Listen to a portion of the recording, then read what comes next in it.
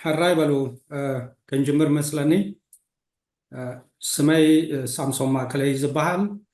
نخلع عامتين نزي مودريت قبرو زلقو مثلني نزي عدل زهبكمني مجمريا يقني يلا سلام كأقولاتكم أبزي مسانا بزوم زلقو بمحبراو ميديا تكاتاتلو زلقو لومي نتاش حيدي زبعال زلو معارتي حربنياتات ناي إرترايو لومي بمانزاوي بزوم نبعلو لنا مالتي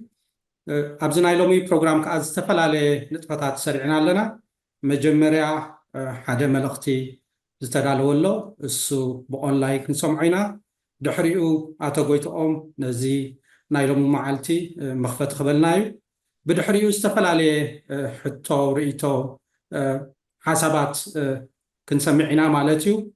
أتو عقباي تسفاي مس أسجدت محرتا بزعبا أقداسنت معالت حربنياتات قال خبلنايم دحريو مسفن منقستو علشو مس قويت مبرحتو ندقينا من يوم توم حربنياتات نبلوم دلنا سلمتاينا خمحت حربنياتات كنا خبر أقداسو خوينو زلو بزعبو كزاربيوم كاو دحريو تن دك أنسيو بفلاي ارتوين دك أنسيو خا عبد تاريخ سلا زلوون بزعبان كيكز أقاي مساس معن نورمان بزعبان كزاربانا ين مالتيو كاو حالفو محرنا حدقون هايلا ولدون بزعبا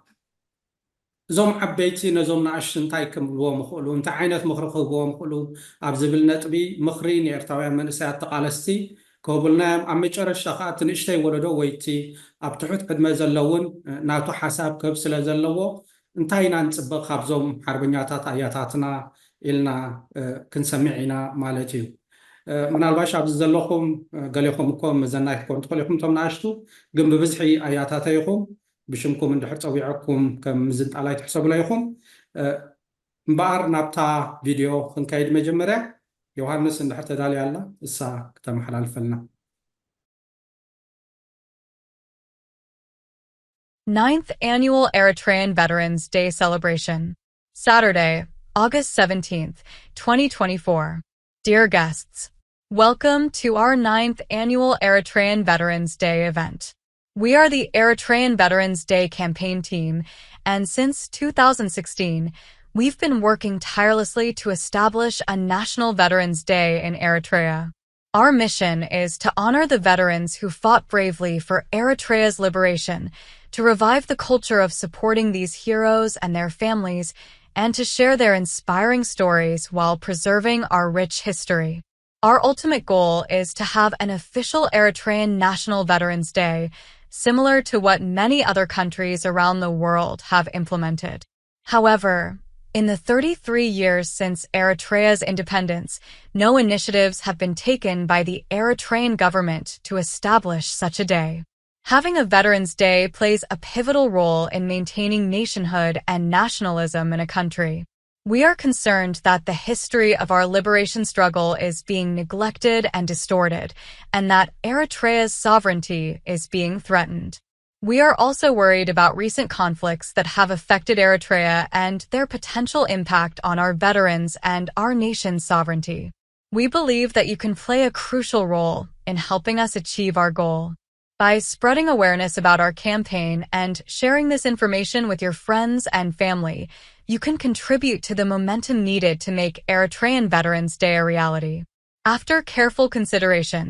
we've selected the first Saturday of August as our provisional Eritrean Veterans Day. This date honors August 1974, a significant month in our liberation struggle that united and inspired our people. Today's event is an opportunity for us to pay tribute to our veterans and share their remarkable stories. We appreciate your support and thank you for joining us in this important celebration of Eritrean history and heroism. Thank you for your attention and support. Eritrean Veterans Day Campaign Team.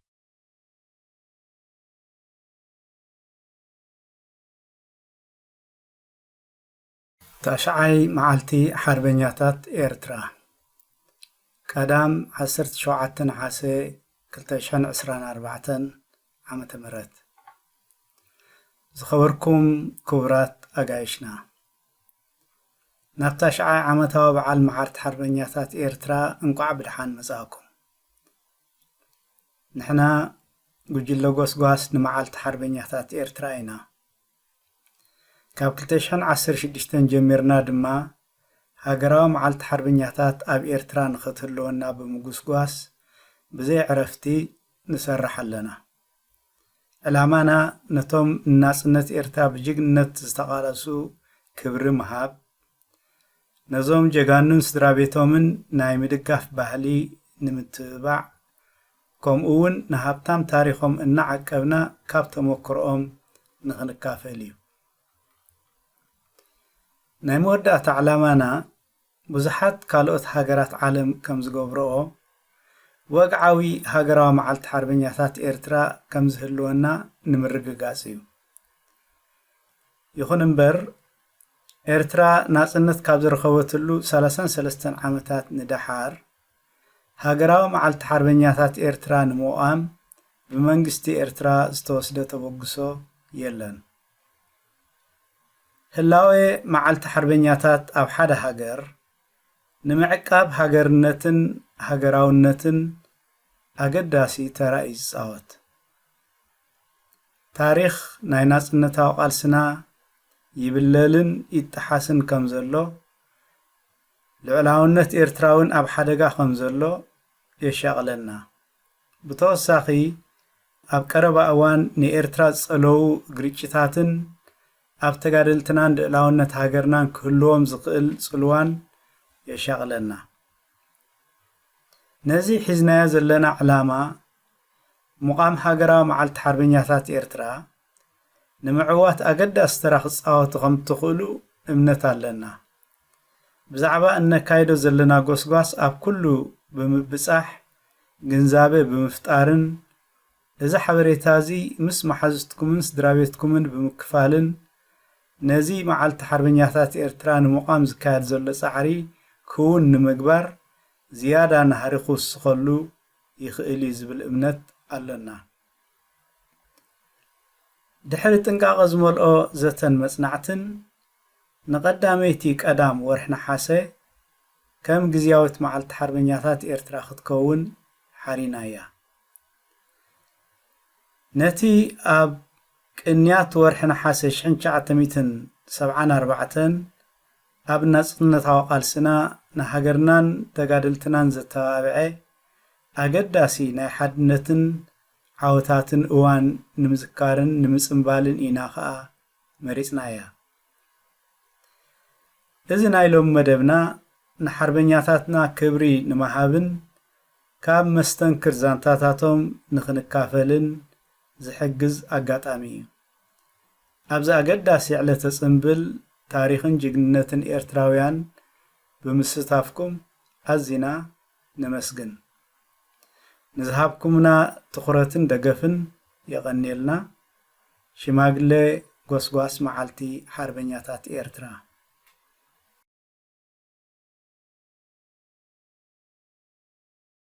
الاحتفال السنوي التاسع بيوم المحاربين القدامى الإريتريين السبت 17 أغسطس 2024. أعزائي الضيوف، مرحبا بكم في فعالية يوم المحاربين القدامى الإريتريين السنوية التاسعة. نحن فريق حملة يوم المحاربين القدامى الإريتريين، ومنذ عام 2016 نعمل بلا كلل لإنشاء يوم وطني للمحاربين القدامى في إريتريا.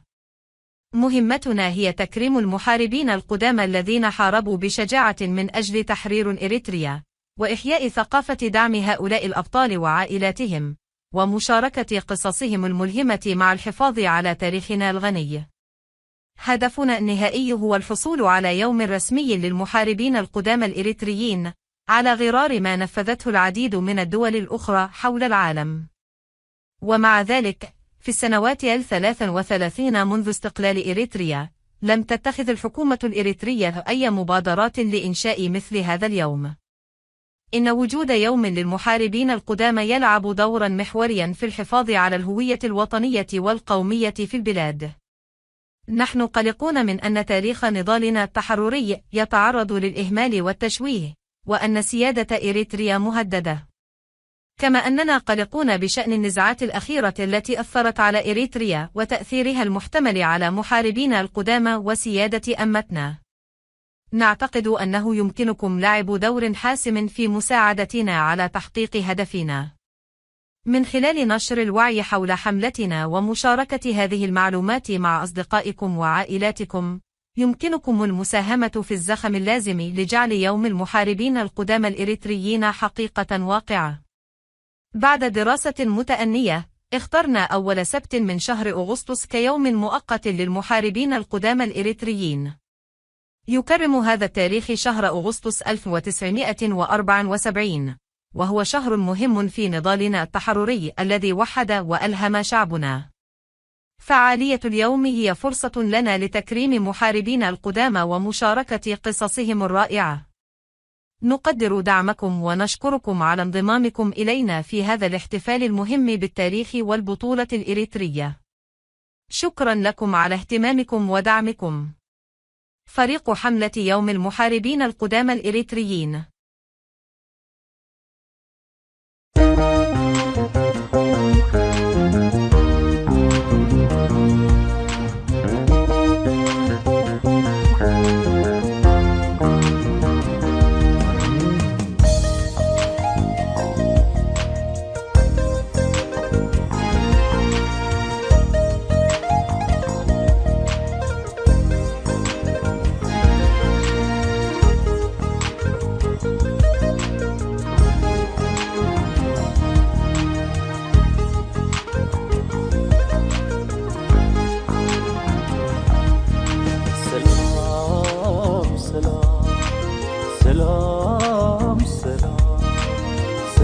حبي قرب سلام سلام حربناوي سلام سلام حربناوي سلام سلام لك فغري سلام مسكنا نعقم في السهاو سلام مسكنا نعقم في السهاو سلام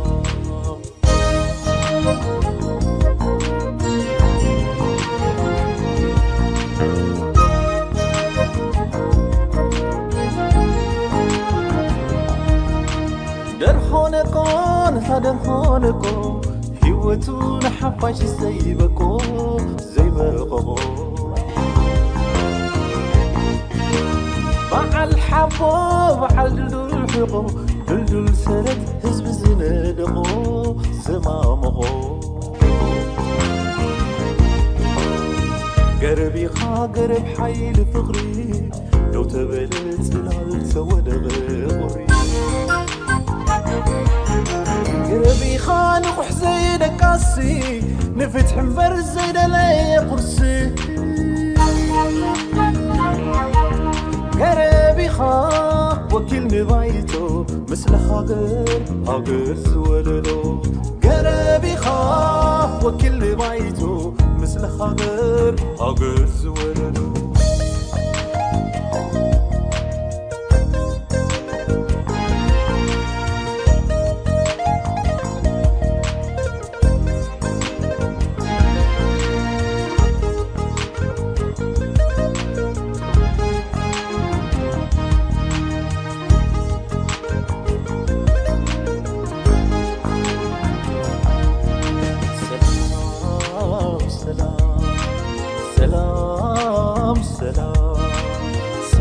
عبي قرب سلام سلام حربناوي سلام سلام حربناوي سلام سلام لك فغري سلام مسكنا نعقم في السهاو سلام مسكنا نعقم في السهاو سلام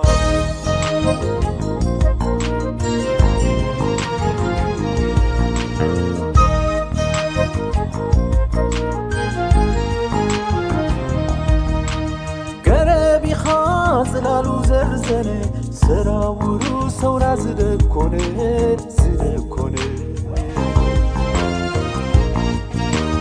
شنا فروع وافسحا قفه بسي كندو حباش زدقفه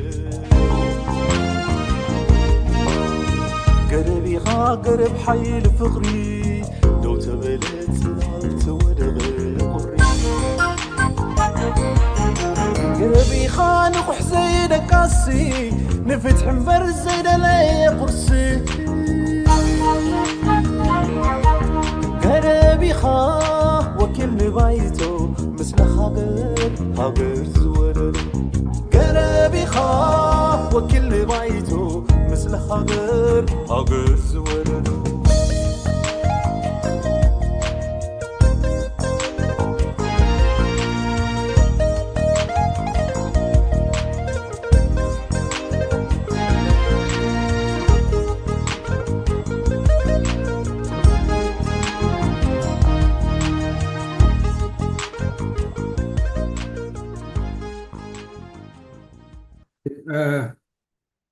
ነቲ መደብ ዝገልጽ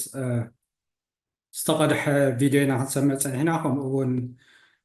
ንዕኡ ዝምልከት ደርፊ ብስነ ጥበባዊ ሃብቶም ደበሳይ ሕጂ ናብ ጎይትኦም ክንከይድ ብዛዕባ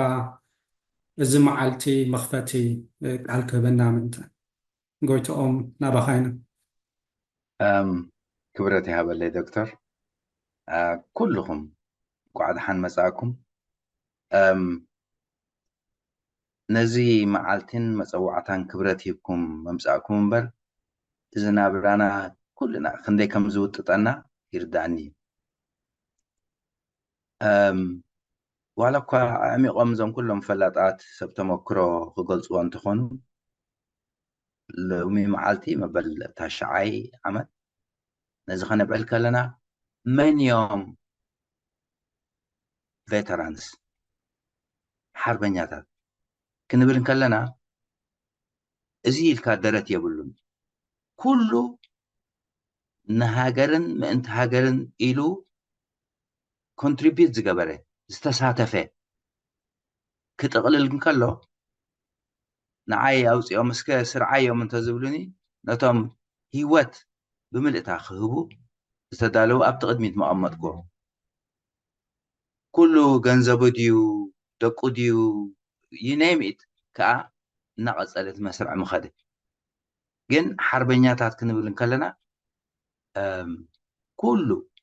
ምእንቲ ነፃነት ሃገር ምእንቲ ሓርነት ሃገር ድሓር ከዓ አንፎርቹነትሊ ቀፃሊ ኮይኑ ነዚ ኢና ንዝክር ዘለና ሎም ምሸት ብሂወት ዘለዉ ብፍላይ ኣብ ብረታዊ ቃልሲ ብረት ተሰኪሞም ምእንቲ ህዝቦም ክስውኡ ፀኒሖም እቶም ዝተረፉ ገሊኦም ንሱዳን ገሊኦም ንስዑድያ ገሊኦም ኣብ ኤርትራ ገሊኦም ኣብ ኢትዮጵያ ብፍላይ ከዓ እቶም ዕድመ ዝደፍኡ ካብ 60ታት ክሳብ 70ታት ዘርከብናሎም ኣብ ሱዳን ድራር እለቶም ዝፈቅዶም ዘይብሎም ዝሳቀዩ ተጋደልቲ ነበር ዓበይቲ ውሕዳት ኣይኮኑን በብእዋኑ ዕድመ ደፊኦም ዋላ ዝጎድሉ እንትኾኑ ሕጂ ነዞም ኩሎም እዚኦም ኢና ኣብ ግምት ነእቱ ድሓር ቫልዩ ሃገር ተባሂሉ ህዝቢ ተባሂሉ ዓበይቲ ብዙሓት ክንሶም ቫልዩታት ኣለውና ሓደ ካብቲ ቫልዩ ሰብ ሂወቱ ክህብ ዝኸደ እሞ ብሂወት ዘሎ ሎሚ ዝደልያ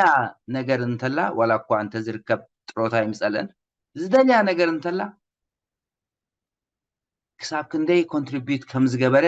ክዝከር ጥራይ እዩ ስለዚ ነዚ ኩሉ ዝኸፈለን ዝኸፍል ዘሎን መዓልቲ ሓንቲ መዓልቲ ወሲና ምዝካር እዚ እኳ ክውሕዶ ክንሱ ነዚኣ መስኣኑ ግን ካብ ዘገርም እዩ ስለዚ ኣይከንውሓልኩም እኒአ ብብዙሕ ክንዛረበሉ ስለ ዝኾንና ብሩኽ ምሸት የምስየና ኣጆኹም ኣጆና ተንኪዩ ሃራይ ዶክተር ናባኻ የቕኒልና ኣቶ ጎይትኦም ምናልባሽ ከምዚ ዝበልካዮ እውን ዕሙቕ ኣቢልና ክንዛረበሉ ኢና መን እዩ ሓርበኛ ስለምንታይ ዘድልየና እዚ መዓልቲ እንታይ ክመሓላልፍ ዘለዎ ናብ ንእስ ወለዶ ዝብሉ ማለት እዩ ሕጂ ናብ ዕቑባይ ተስፋይን ኣስገደት ምሕረት ኣብን ክመፅእ ኣለኹም ዶ ምሳና ዕቑባይን ኣስገደትን ኣስገደት ሪኤ ከለኹ ዕቑባይ እውን ኣለኸ ምናልባሽ ተቐዳመይቲ ነጥቢ ክንዛረበላ እንደለና ኣገዳስነት መዓልቲ ሓርበኛታት ኤርትራ እዩ ማለት እዩ ሕጂ መፅዋዕታ ኣቅርብ ኣሎ መዓልቲ ሓርበኛታት የድልየና ኣሎ ይበሃል ኣሎ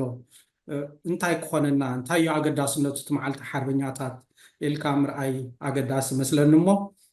ዕቁባይ ወላ ባእኻ ክጅምር ስለምንታይ እዩ ዘድሊ መዓልቲ ሓርበኛ ተጎይቶም ቀፅል دكتور يقريتا علي شوم أبزي طعم بوتا سلزلو ولا دحريهم قدامنت انتهاب كايو زبلص ايو كم تحبير زلو ثانك يو እሺ ኣራይ ሞዚያ ቅድም ኣገዳሲ ስለ ዝኾነት ሞ ናብ ክመፅእ ኣብ ዓሊ ሽም ድሕሪኡ ክመፅእ ዕቁባይ ስለምንታይ ናይ መዓልቲ ሓርበኛታት እንደሊ ዘለና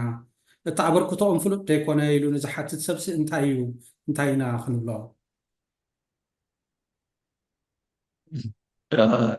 تسمع له هدو؟ እዋ መጀመርያ ኩልኹም ኣብዚ ገዛ ዘለኹም ነዚ ናይ ሓርበኛታት መዓልቲ ንምዝካር ኢልኩም ኩሉ ዋጢጥኩም ገዲፍኩም መፂኹም ዘለኹም ብጣዕሚ ከመስግን ደሊ ከምኡ እውን እዞም መዳለውቲ ካብ ሳምሶም ጀሚሩ ንኩልኹም ምስጋና የብፃሕኩም ናብቲ ርእስቲ ክነኣቱ መዓልቲ ሓርበኛታት ኣድላይነቱ እንታይ እዩ ዝብል ዳርጋ ኩሉ ሰብ ዝፈልጦ እዩ ምክንያቱ ኣብ ዓለም ኣብ ኩሉ ዓለም ዘሎ ሃገራት ዳርጋ ኩለን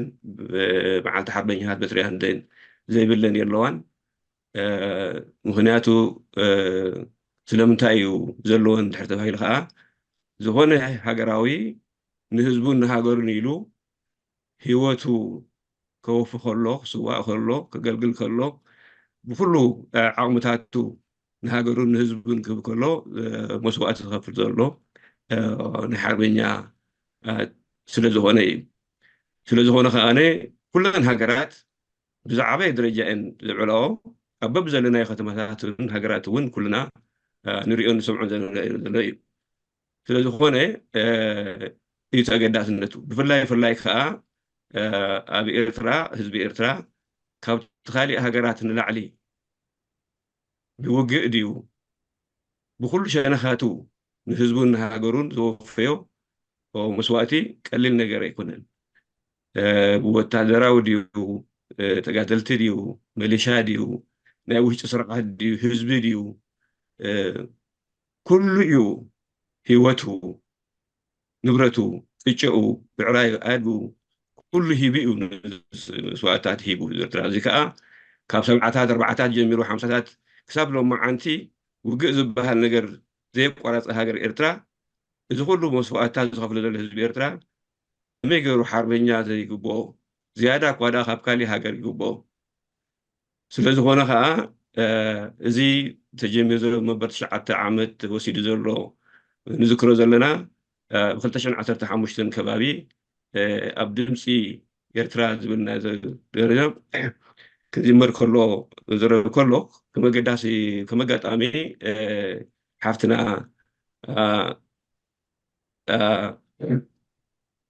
እንትኣሽሙ ሕቶ ቅሪባ ኤርትራ ስለምንታይ እዩ ሓርበኛ ዘይብላ ኩሉ ዓለም እንዳሃለዎ ከሎ ኢላ ምስ ቅረበት የለን ድዩ ዝብል ተፈላለየ ድምፅታት ተዋሂቡ ማለት እዩ የብልናን ኩሉ ዓይነት ናይ ናፅነት ድዩ ናይ ሰዋእታት ድዩ ኩሉ በዓላት ኣለዋ ኤርትራ ግን ናይ ሓርበኛታት መዓልቲ የብላን ዝብል ዲስካሽን ምስ ተላዕለ እሞ ስለምንታይ ደኣ ዘይንጅምር ንሕና እንተኾነ መንግስቲ ኤርትራ እንተዘይገበሮ ንሕና ስለምንታይ ዘይንጅምሮ ብሳሓተ ደረጃ ክንጅምሮ ዘይንኽእል ዝብል ምርዳእ ተገይሩ ንነዊሕ ሳሙናታት ዝኾነ ካብ ተራእናሉ እምበር ንሕና እሞ መንግስቲ ኤርትራ ተጀመሮ እሞ ከዓ ተጀመረ ብማሕበር ተዘይሃለዎ ንሕና በብከተማና ኮይና ብንእሽተ ንጀምሮ እሞ ከምኡ ገይሩ ክዓቢ ከም ዘለዎ ንሕና ንጀምሮ በብዓቕሙ ይጀመር ተባሂሉ በብከተማታቱ ንጀምር ኢልና ጀሚርና ማለት እዩ ብኡ መሰረት እቶም ምሳተፍ ነበርና ማለት እዩ ኩሉ በብከተማው ጀሚሩ ብውሕዳት ሰባት እንዳገበርና ወላ እንተወሓደ ሰገዘና ሰብኣይን ሰበይትን ገለ ኮይና ከማን ቡና ገርና ንጀምራ ኢልና ጀሚርና ማለት እዩ ኣብ ዘለኹ ከተማ ኣነ ፊኒክስ ኣሪዞና ስጋብ 20-30 ንኸውን በብዓመቱ ንውዕሉ ነርና ኮረና ምስ ኮነ ቋኢናዮ ኣብዚኣ ከማን ሳሲም ኣለዉ ሓዳስን መሓርን ካብ ፊኒክስ ሓዳስ ታኩሉ ግዜ ምግብን ክንሒዛ ትቐርብ ነበረት ኣብ ዝበዓል እዩ ስለዚ ኣብ በብከተምኡ ብመጠኑ ይውዕል ነይሩ ኮረና ምስ ኮነ ተቋሪፁ ድሕሪ ኮረና ከዓ ብዙም ገይሩ ብዚ ሕጂ ዝካየድ ዘሎ ካብ ዓዲ እንግሊዝ ሲድኒ ከም ዝካየድ ዘሎ ከዓ ቀፃሊ ንካየዶ ኣለና እቲ መዓልቲ ስለምንታይ እዩ ኣብዚ መዓልቲ እዚ ተወሲኑ ዝብል ግን መዓልቲ እምበኣር ንድሕሪ ምስ በልና እሞ ንክልቲኡ ውድባት ንኩሉ ህዝቢ ኤርትራ ዘጣምር መዓልቲ ኣይናይ መዓልቲ ነምፅእ ኣይናይ መዓልቲ ኮይኑ ኢልና ክንሓስብ ድሕሪ ምፅናሕ መጋጣሚ ኮይኑ ምናልባት ንክልቲኡ ውድባት ንኩሉ ህዝቢ ዘጠማርር ህዝቢ ኤርትራ ዘጣምር መጀመርያ ሰውራ ኤርትራ ካብ ባርካታት ሰሓላት ከበሳ ምስ ደየበ ከባበስ ምዕራፍ ምስ ደየበ እቲ ሓደ ስጉምቲ ንስቃልሲ ዝለዓለ ነይሩ ኩሉ ከዓ ክሳተፎ ጀሚሩ ንስቃልሲ ማለት እዩ ብድሕሪቱ ግሕደት ምስ ተገብረ ከዓነ እቲ ብጣዕሚ ኣሰቃቂ ዝኾነ ነገርካ ተራእዩ ግን ህዝብን ከዓ ተጠሪፍ ከዓ ንዝውግሕ ሕድ ጠጠው ከብሎ ፈቲኑ ከምኡ እውን ተጋደልቲ ነዚ ስጉምቲ ወሲዶም ከዓ ወላ ብመሪሕነት ደረጃ ውትዮ ድዋ ዘይኮነስ ብክልቲኡ ሰራዊት ተማሪ ዝኾን ሽማግለ ወፂኡ ንዝውግሕ ሕድ ጠጠው ከብሎ ነይሩ ካብ ኣስመራ ከይተኣከበ ከዓ ህዝቢ ሙሉእ ኣስመራ ተኣኪቡ ንዝውግጥ ሕድ ጠጠው ከብሎ ፈቲኑ ስለዚ እዚ ሓርበኛዊ ዝኾነ ኣርስታት እዩ ምግብታት ኣድላይነቱ ኢልና ጀሚርና እዛ መዓልቲ እዚኣ እምበረ ንኩለን ውድባትን ንኩሉ ህዝቢ ኤርትራን ማእኸላዊ ትኸውን እያ ተባሂሉ ኢና ኣብዚ ወሲድናዮ እሞ እዚ መዓልቲ እዚ ሽዑ ተገር ስለዝኾነ ነይሩ ስምረት ከዓ እዚ ኩሉ ሂልቂት ካብ ሕጂ በፂሕና ዘለና ዕንወት ሃገር በፂሕዎ ዘሎ ኣይምኾነን ነይሩ ስለዚ እዛ መዓልቲ እዚኣ እዚ ወርሓት እዚ ኣብ 1974 ዝነበረ ክሳብ 95 ዝመፀ ብጣዕሚ ኣገዳስነት ዝነበሮ ናይ ሓርበኛ ህዝቢ ኤርትራ ተመኩሮ እዩ እዚ ሽዑ ናይ ስምረት ጉዳይ ተዓፂብቶ ዝኾነ ነይሩ ከዓነ ነዚ ኩሉ በፂሕና ዘለና ሃብኮት ኣይምኾነን ግን ክግበር ኣይተኸኣለን ዝኾነ ምክንያት ናብዚ በፂሕና ስለዚ ህዝቢ ኤርትራ ክሳብ ሕጂ ከዓ ሓርበኛዊ ዝኾነ ስራሓት ይሰርሕ ኣሎ እሞ ምናልባት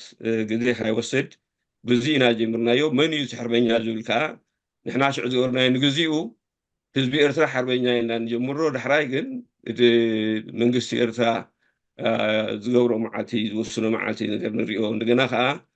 እቲ መዓልቲ እውን ብዚ ጀሚርናዮ ዘለና ኣብዚ መዓልቲ ብዙሕ ሕዚ ይቐፅል ንዳሕራይ ክቕየር ተኮይኑ ከዓ ፀገም የብሉን ክቕየር ይከኣል ኢልና ኢና ወሲድና እዚ እቲ ተበጋግሱ ተቐፃልነቱ ተድላይነቱ ምናልባት ግዜ ካይወስድ ንፀይቲ ስገደት ግዜ ኸባ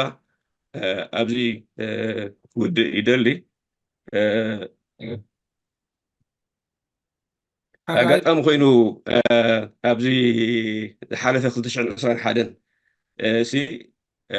ኣምባሲ ኤርትራስ ገለ ኣሜሪካውያን ፀዊዑ ኣብ መስርያ ንስደይ ኖቨምበር ናይ ኣሜሪካ ውሕዳት ፃዓዱ ፀዊዑ ገለታት ገይሩ ሲ መፀንብል ናይ ሓርበኛታት ኤርትራ ምስቲ ናይ ኣሜሪካውያን ናይ ኤርትራን ኢሉ ገይሩ ነይሩ ኣብቲ ዌብሳይት ከማን ወፂዋ ነይሩ ስለዚ መንግስቲ ኤርትራ እውን ኣይፀልኦን ኣይኮነን ግን ክገብሮ ይከኣለን ስለምንታይ ክገብሮ ይከኣለን ግን ምናልባት ናቱ ዝምልሶ እዩ ኣብዚኣ ክወድእ ግዜ ከወስድ ነስገደት ግዜ ኸባ ፈንየለይ ሓራይ ጎይቶም ሓሳብ ስለ ዘለካ ተወሳኺ ድዩ ወላ ሚት ኣለኻ ሓሊሹም ጥራይ ናይ ሓሊሹም እምበር ኣይብለይ የለን ክሪኦ ፀኒሑ እሞ ንዕኡ ምስ ኣስገደት ክእትወ ኢለ ሓሊሹም ኣለኻ የለን ክሪኦ ፀኒሕስ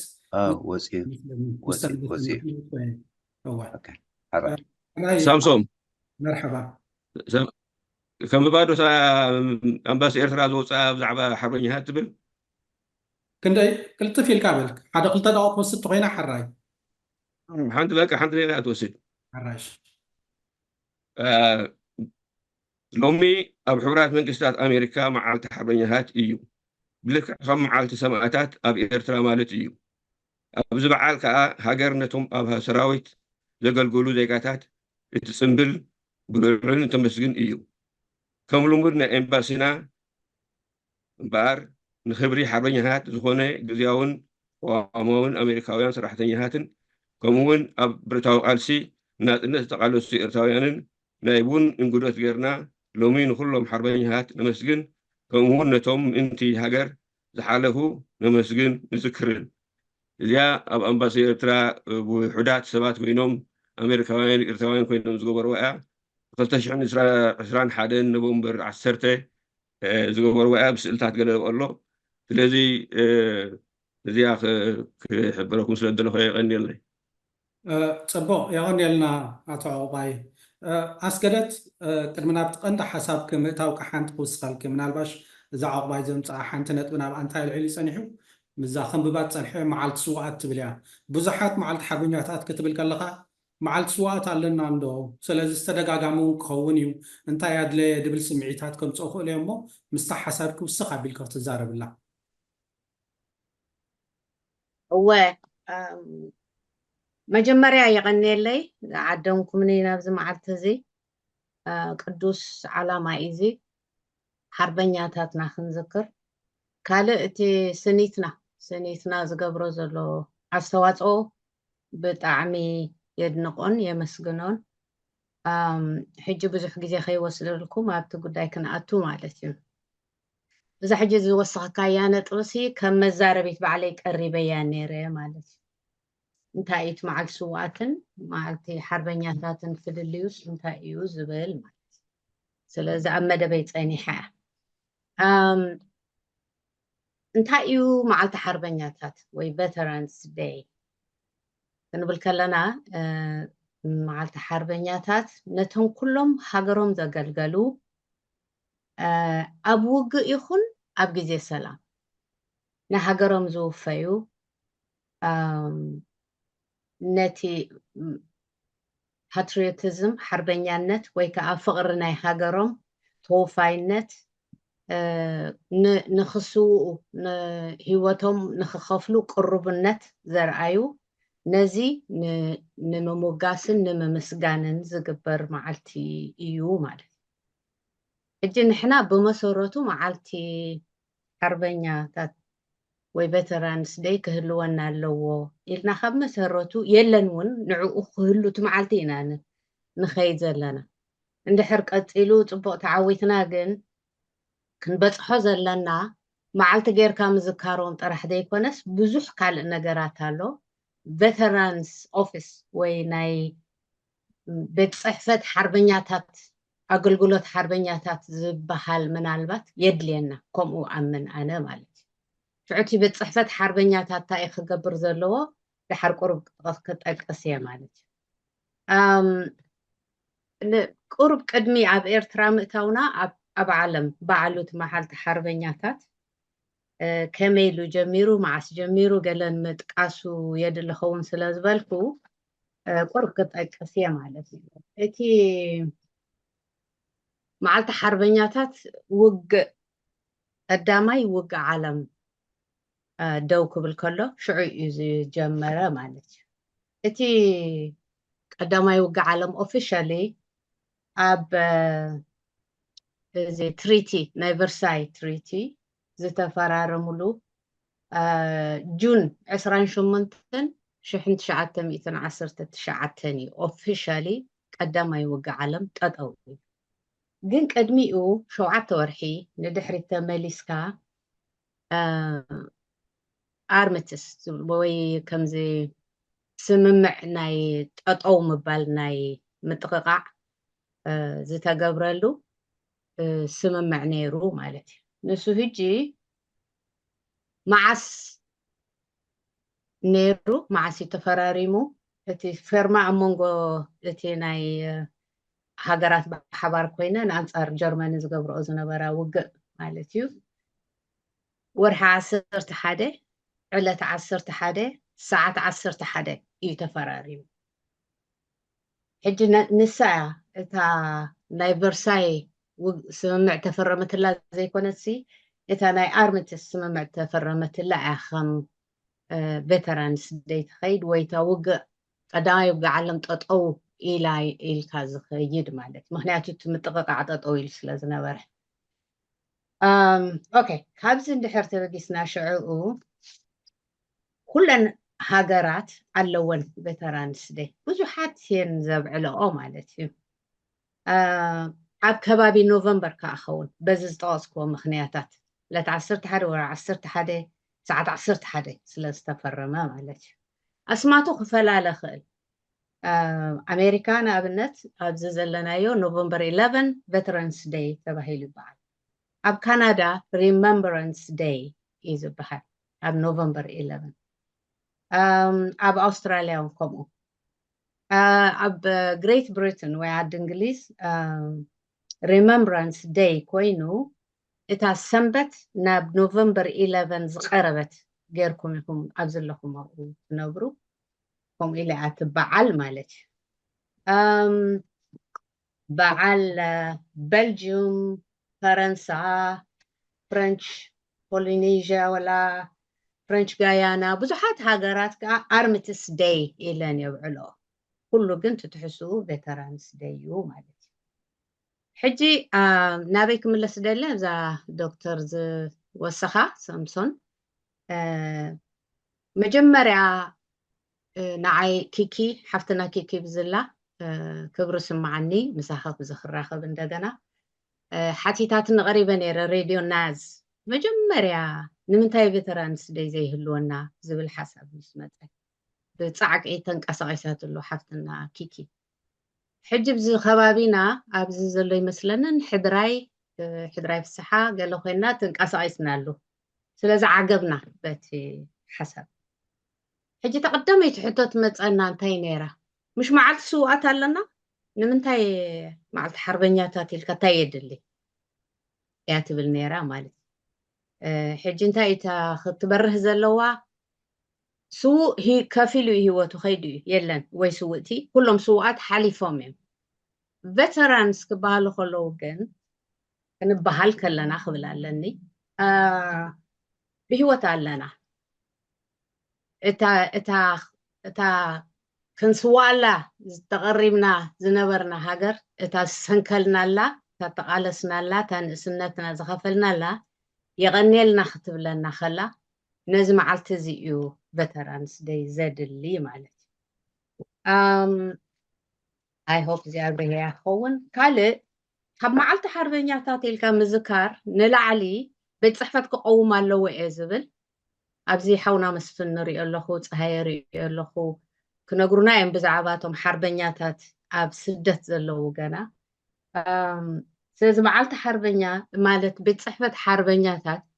كهلو انتاي كسر يهلو انتاي كسر يهلو نزل الحتو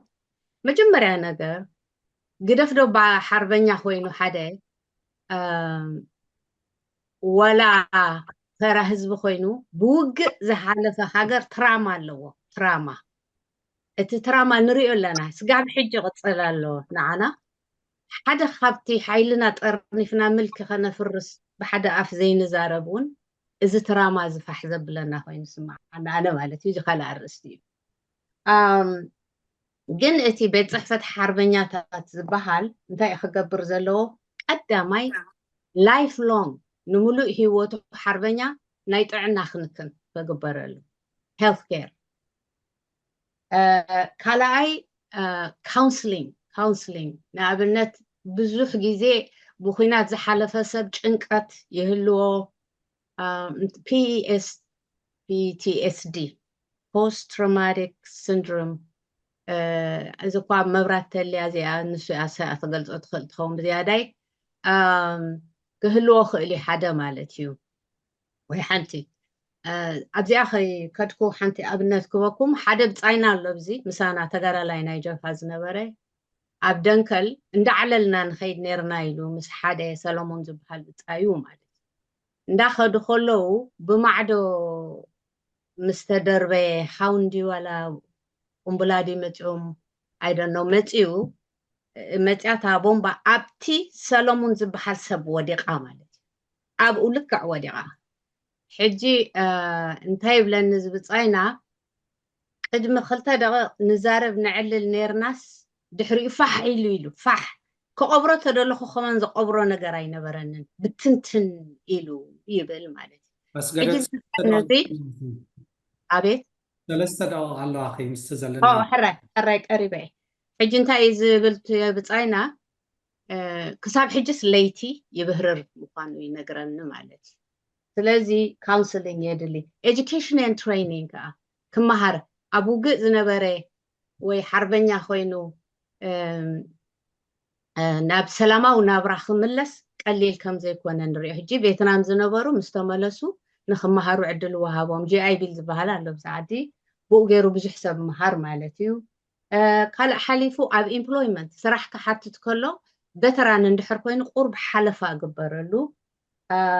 ሆም ሎንስ ገዛ ክገዝእ እንተደልዩ እቲ ኢንትረስት ዝወሓደ ግበረሉ ብዙሕ ጥቕምታት ኣሎ ሕጂ ከንሓስበሉ ንምባል ተዘይኮይኑ ኣብዚ ኩሉ ክንዝርዝሮ ኣይኮናን ማለት እዩ ሓንቲ ክብላ ደሊ ግን ሓደ ወይ ሓንቲ ንሃገሩ ዝስዋዕ ኣብ ውግእ ከይዱ ጥራሕ ኣይኮነን ብፍላይ ኣብ ታሪክና እቲ ኩሉ ብውሽጢ ኮይኑ ኣብ ባሕሪ ከብዱ ኮይኑ ንፀላኢ ዘበኽቦኸ ሓይሊ መስዋእቲ ከፊሉ እዩ ስለዚ ኣብዚ ጠቕሶ ፀንሐ ሓውና ዕቑባይሲ እቲ መንግስትስ ሰራዊት ኢሉ ይጠቅስ ኣብቲ መዓልቲ ሓርበኛታት ኣብ ውግእ ዝኸደ ጥራሕ ማለት እዩ ግን ሓደ ዜጋ ሃገሩ ዘፍቅር ንሃገሩ ዝስዋዕ ኣብ ውግእ ከይዱ ጥራሕ ኣይኮነን ብዙሕ ካልእ ናይ ምስዋዕቲ መንገዲ እውን ኣሎ እዩ የቐኒየለይ ኣደነው ትንክፍ ኣቢለ መስለኒ ተድልዩ ኣብ ዲስካሽን ከዓ ክሰፍሓ ክእል እዩ የቐኒየለይ ዝሃብኩም ንዝዕድል ወዲየ ኣለኹ የቐኒየልና ኣስገደት ምናልባሽ ከምዚ ዝበልኩም ሞት ኣድላይነት መዓልቲ ሓርበኛታት ንዝተፈላለየ ምክንያት ክኸውን ይኽእል እዩ ንዕኦም ክብሪ ምሃብ ንምዝካር ኣገልግሎት ብቑዕ ኣገልግሎት ኣብ ዝተፈላለዩ ኣገልግሎት እውን ምሃብ ከምዚ ኣስገደት ክትብሎ ፀንሐት እንድሕር ኣለኹም ሕጂ መስፍን መንግስቱ ዓሊሽን ጎይትኦም መብራህቱ እታ ካልእ ክንዛረበሉ ደለና ከዓኒ መን እዮም እዞም ሓርበኛታት ምናልባሽ ትንክፍ ኣቢልናዮ ፀኒሕና እንዲና ግን ኪንኡ ከድና ስኒ መን እዮም እቶም ሓርበኛታት ንብሎም ደለና ንሕና ንፈልጦ ኩሉ ግዜ ሓርበኛ ይነብር እዩ ታሪክ እዩ ዝወረስ ኢና ንፈልጥ ከምኡ ክንሪኦ ከለና ከዓ ዝተሰውአ ጥራሕ እዩ ዝመስለና እስከ ጎይትኦም ወላ ብኣኻ ክጅምር ኣብ ቅድመ ኣለካ እሞ መን እዩ እታ ሓርበኛ እንብሎ ደለና እቶም ዓበይቲ ጥራሕ ድዮም ንኣሽቱ ድዮም ህዝቢ ድዩ ከምዚ ኣስገደት ክትብሎ ፀንሐት እቶም ወታደራት ጥራሕ ዝብልዎም ድዮም ኪንኡ ይኸይድ ድዩ I think አንተ ወይ መንሽን ገይረ ሕጂ እውን ኣስገደት ኣብሪሃታ እሱ ከዓ ሓርበኛታት ክንብል እንከለና ህልዋት እዮም ብሂወት ዘለው ግን ከዓ ገሊኦም ኩሉ ሂወቶም ሩሖም ክኸፍሉ ድልዋት ዝነበሩ ገሊኦም ኣብ መንጎና ከማን ኣለው እግሮም ዓይኖም ማእካላቶም ዝጎደለ ብሰንኪዚ ከምዚ ኣስገደት ክትጠቕሶ ፀንሐት ኣብ ውግእ ምእንቲ ናፀነት ምእንቲ ሓርነት ገለ ከዓ ገባር መዓልታዊ ናብርኦም እናገበሩ እንከለው ንዓና ዝምግቡ ኣጋይሽ ኮይና ክንመፆም ከለና ኩሉ ዝህቡ ነፋሪት መፅያ ትድብድብ እሞ ልሕስ ተብሎም ነፋሪት መፅያ ወይ እውን ኣብ ውግእ ከኣልዩ መግቢ ከብፅሑ ማይ ከምፅኡልና ክብሉ እንከለው ኣብ መንገዲ ይስውኡ ቆልዓ እናዓበየ እንከሎ ነፋሪት ድያ ወይ ቁምብላ ድያ መፅያ ትቐትሎ ሕጂ እቶም ዝተቐትሉ ዝሞቱ ትንፋሶም ዝሓለፈ ገባር ይኹን ተጋደልቲ ስዋኣት እዮም ኢልና መዓልቲ ስዋኣት ወላ መዓልቲ እንተዘይተረዳድእና ምዝ ስርዓት መዓልቲ ስዋኣት ነኽብረሎም ነቶም ህልዋት ከምቲ ዓንተ ወይ ዝጠቐስኩ ንሂወቶምን ንእስነቶምን ንህዝቢ ኤርትራ ኢሎም ወፊሮም ንዓመታት እንቶ ብሰንኪ ውግእ ሓድሕድ እንቶ ብጥዑይ ስርዓት ዘይምህላው እንቶ ሂወቶምን ናብርኦምን ስድሮኦምን ኣብ ሱዳን ስለ ዝነበሩ ንሱዳን ምስከዱ ቁልሕ ዝብሎም ዘይረኸቡ ዓርበኛ ተባሂሉስ ድራር እለቱ ኣብ እርጋኑ ዘልዕሎ ዘይብሉ ወይ እውን ኣብ ሓንቲ ዘይብሎም ስድራ ዝወደቐ ኣስተብሉ እሞ ክትኣልዮም ክትሰርሕ ሰሪሕካ ክትኣልዮም ዝፀናሕካ ስድራ እንተወዳእካዮም ኣብ እርጋንካ ልሙድ ግቡእ ቅኑዕ እዩ ንሃገር ኢልካ ወፊርካ ኣብ መወዳእቱካ ኣብ ስደት ዘለው ስድራካ መፂእካ ክትወጥቀም እንከለካ እቲ ክብረት እቲ ዝና እቲ ኩሉ ክወሃብ እቲ ኢኮኖሚያዊ ነገሩ ጥራይ ኣይኮነን تمليسون هاجر الكاز كيا جزي خان سنت كان زت عسى كخون كوز خف أنت يلا تتعيسى ما يكون زلوا زت عسى أنا حسمي أي فلني كلنا بتازو فرنا نخرعنا نحجوسنا جنكا أم توجينا قصيلنا مستا خالوت مزنا قلعو أي بركة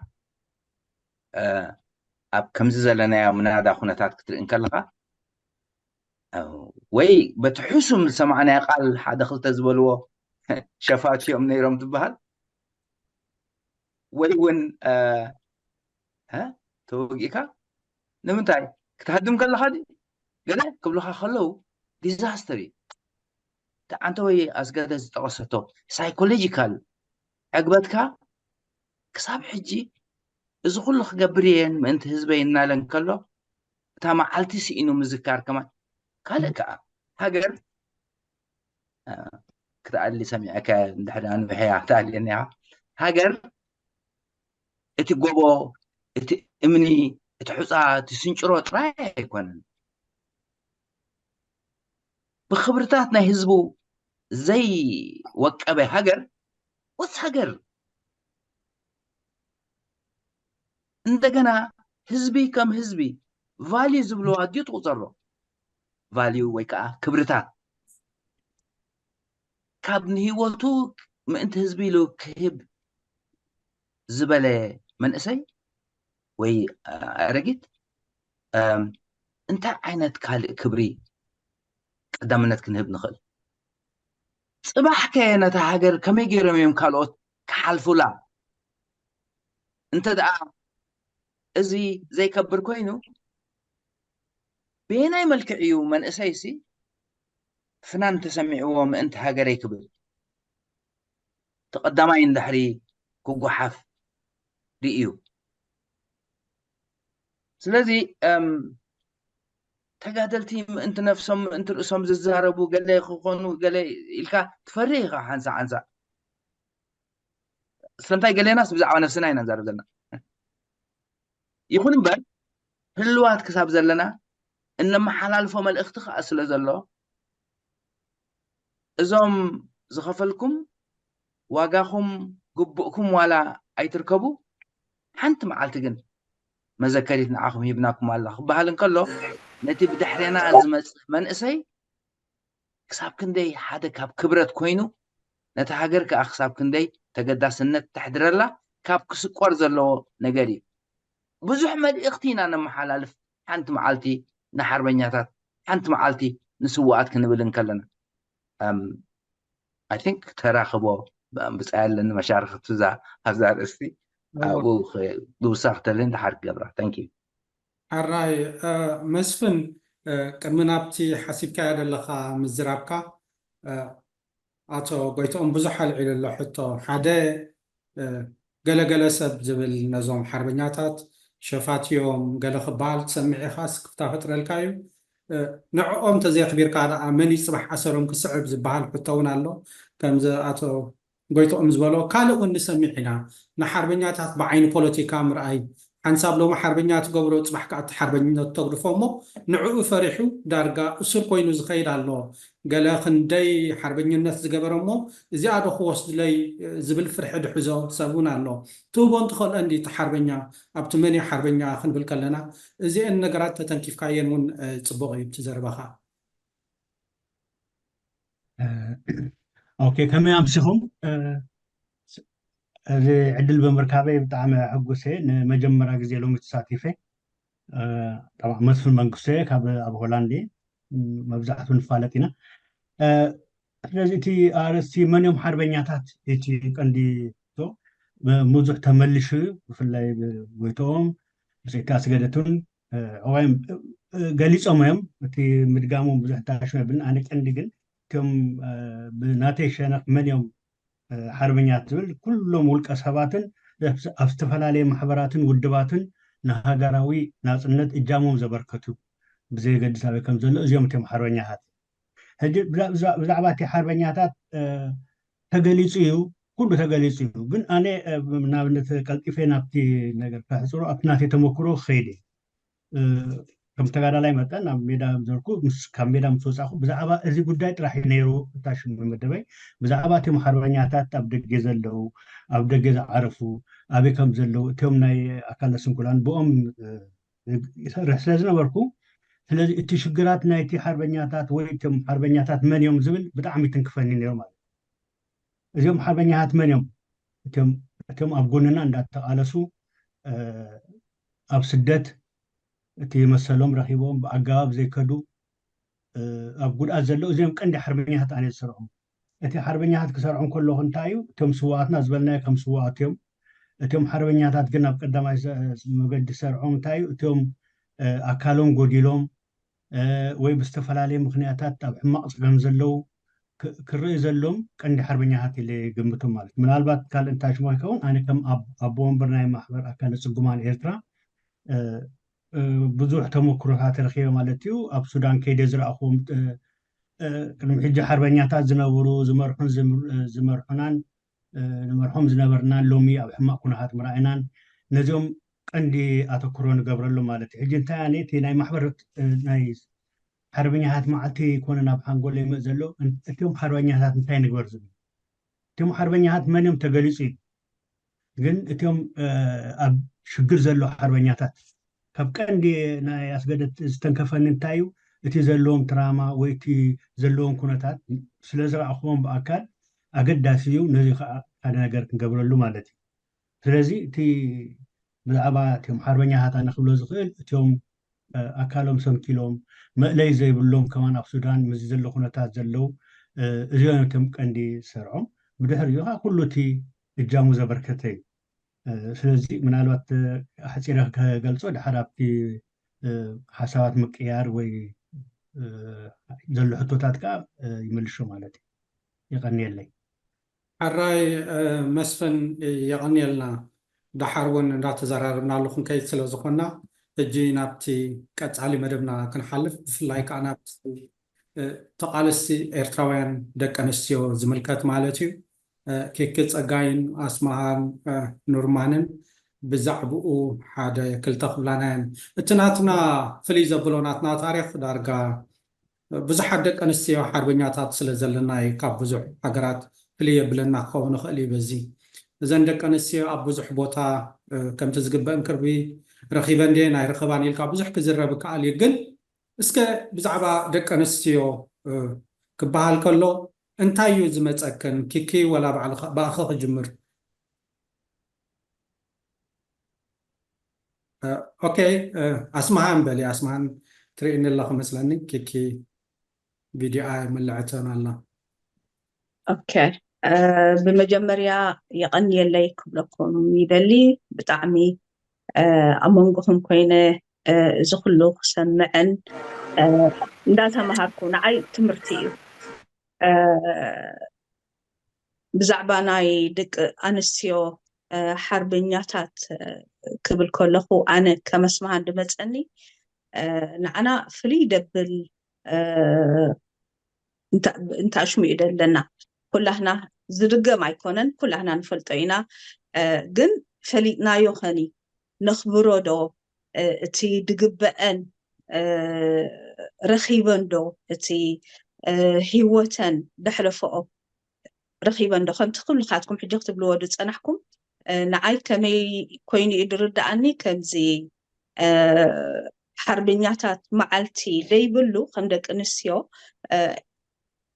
ጊደኽን ጌርክን ኢኽን እሞኒ ኤክስፓየር ማለት በቃ የለኽንን እንታሽሙ ሕጂ ነቲ ካልእ ጀነሬሽን ድመፅእ ወይ ነቲ ንኽውፊ ድቕረብ ንኽብል ኣይሕግዝን ይብል ኣነ መንግስቲ ንምንታይ ከብሎ ዘይከኣለ ንዕኡ ይምልከቶት መልሲ ማለት እዩ ግን ንዓይ ከመስማሃን ካልእ ክግበር እንዳተኸኣለስ ነዚኣ ከመይ ጌርካ እዩ ደይግበረላ ንዓይ ከም ታሪክ ምድህሳስ ድዩ ድበሃል ብትግርኛ ኮይኑ እዩ ድስማዓኒ እቲ ድነበረ ደም ድተኸፈለ እቲ ድነበረ መስዋዕቲ ድተኸፈለ እቲ ኩሉ ድነበረ ኣብ ልዕሊኡ ከዓኒ ወፂአን እተን ደቂ ኣንስትዮ እስኻትኩም ገሊጽኩም ኢኹም ኩልኻትኩም ኣስገደት ስፔሻሊ እቲ ዘድልየን ሞራሊ ይትንከፋ እቲ ኩሉ ኩነታት ክሪኣ ከለዋ ንዝዲኻ ኢልካ ሕቶታት ብዙሕ ኣሎ ማለት እዩ ንዓና እውን ከምኡ እዩ ስለዚ ደቂ ኣንስትዮ ሓርበኛታት ብዙሕ እዩ ጉቡአን ከምቶም ኣሕዋተን ማለት እዩ ግን ከመይ ጌርና ወላቲ መንግስቲ እንድሕር ዘይሃበንሲ እቲ ደሎ ኣንሕና ኩላህና ሓቢርካ ንኽትሰርሓሉ ድግባእ ዕዮታት ብዙሕ ኣሎ ኮይኑ ይስማዓኒ ማለት እዩ ብዓረብ ሓንቲ ንእሽተይ ፅሒፈ ነይረ ግን ሜቢ ዳሕራይ ከብላ ይደሊ ማለት እዩ ንኬኪ እንታይ ሽሙኸባ ዕድል ቴንክ ዩ يغنيلنا أسمان كيكي على خديقي سمعنا لغي من الباش كيكي وتي إلى توليا ميتا زلا رح إلى هتلو صعب مزراب صقم كهلو أخون كيكي كم تردي زلخو عراشي اوكي تغسل أنا اوكي ጓልንስተይቲ ሓርበኛ ኣነ ብንእሽተይን ከለኹ ከመስማሃን ማለት እዩ ንዓይ ፍልይቲ ኮይና ትስማዓንን እንዳዓበኹ ድረኣኽወን ተጋደልቲ ድነበራ ኣብ ሱዳን ክርኢ ከለኹ ብጣዕሚ ሓበን ድስማዓኒ ድነበረ ክገልፆ ኣይክእልን እየ ክሳብ ሕጂ ክሳብ እዛ ሎሚ ለይቲ ኸማን ኣለኒ እቲ ሓበን ብጣዕሚ እየ ደኽብረን ብጣዕሚ እየ ደብለን እታ ሓንቲ ሓንሳብ ከምዚ ተሰክፈኒ ነገራት እንድሕር ኣሎ ንምንታይ እተን ሓርበኛታት ተጋደልቲ ክንድዚ ድኸፈልኦሲ ደየመሓላለፍኦ ከምዚ ምሻለካ ነፍሲ ምትሓት ወይ ደይጉብእና ኢና ጌርና ደይኮነስ ኖ እስኻትክን ኣብ ዓለም ብደረጃ ዓለም መበል ሳልሰይቲ እያ ኤርትራዊት ሓደ ቅድሚ ክንደይ እንተኣሽሙ የንብብ ነይረ ከምዚ ፅሑፍ ኤርትራዊት ኣብ ዓለም መበል ሳልሰይቲ ካብ ምዃናስ ቀሊል ኣይኮነን እሞ ከምኡ ጌረን እተን ነፍስ እቲ ነፍሰን ደይሪኦ እቲ ድኸፈለኦ ቀሊል ኣይኮነን ሓርበኛ ኮይንካ ኣዶ ኮይንካ ሓፍቲ ኮይንካ ሰይቲ ኮይንካ ማለት ሃገር እንዳኣለኻ ደቂ ኣንስትዮ ኤርትራውያን ቀለልቲ ይኮናን ብጣዕሚ ኣነ ድሕበነለን ደፍቅረን ብዛዕባአን ከማን ኣብ ድኸድክዎ ኣብ ደለኽዎ ወላ ኣብ ስራሐይ እንዳባሃርኩ እየ ድኸይዳ ንሕና እኳ ኤርትራውያን ጓል ኣንስተይቲ ኤርትራዊት እኳ ከምዚኣ እንዳበልኩ ደብል ማለት እዩ ስለዚ እቲ ነፍሲ ምትሓት ከነብሎ የብልናን ሓው ጎይቶኦም ዓንተ ወይ ይብል ነይሩ ብዛዕባ ነፍስና ምዝራብ ከይከውን ኖ ተዛረቡ ብዛዕባ ነፍስኩም ክትዛረቡ ኣለኹም ኣለኩም እሱ ኢና ክንሰምዕ ንደሊ እሱ እዩ ንዓና እቲ እንታይ ብሎ እቲ ሓቅ እቲ ራይት ናትኩም ከውህበኩም ድኽእል ከምቲ ሂወትኩም ኣወፊኹም ድሰራሕኩም ድተጋደልኩም ድሃብኩም ብኸምኡ ደረጃ እውን ንዓና ከተመሓላልፉልና ይደሊ ማለት እዩ ጓል ኣንስተይቲ ሓርበኛ እታ ተሰውአት ተሰዊኣ ግን እታ ደላ ብኽብረት ክትነብር ይፅዕር ኣነ ብኽብረት ክትነብር ክትፅዋዕ ክትህሉ ክትኮርዕ ደስ ይብለና ንኩላህና ክደጋግሞ ኣይደሊነ ኩላህና ንፈልጦ ነገራት እዩ ግን ንኻልእ እንዳፍለጥና እንዳለለና እንዳመሃርና ክንከይድ ይምነ ማለት እዩ ቀሊል ኣይኮነን ብረት ተሰኪምካ ኣሎ ሓደ ስቶሪስ ድፈልጦን ድሰምዖን ድረኣኽዎን ካብ ኣዝማድ ይኹን ካብ ካልኦት ድፈልጠን ሰባት ይኹና ከምዚ ጌርና ክብላ ንኸሎና ንዓና ከምዚ ክሳብ ከምዚ ጌርክን ጉዕዞ ትጓዓዛ ነርክን ክንዲዚ ተሰኪምክን ክንዲዚ ጎበታት ትስቀላ ነርክን ፀሚእክን ከምዚ ጌርክን ወላ ማለሲ እቲ ናይ ኣዴታት ክትመፀን ከለካ ከምዚ እንከለክን ከምዚ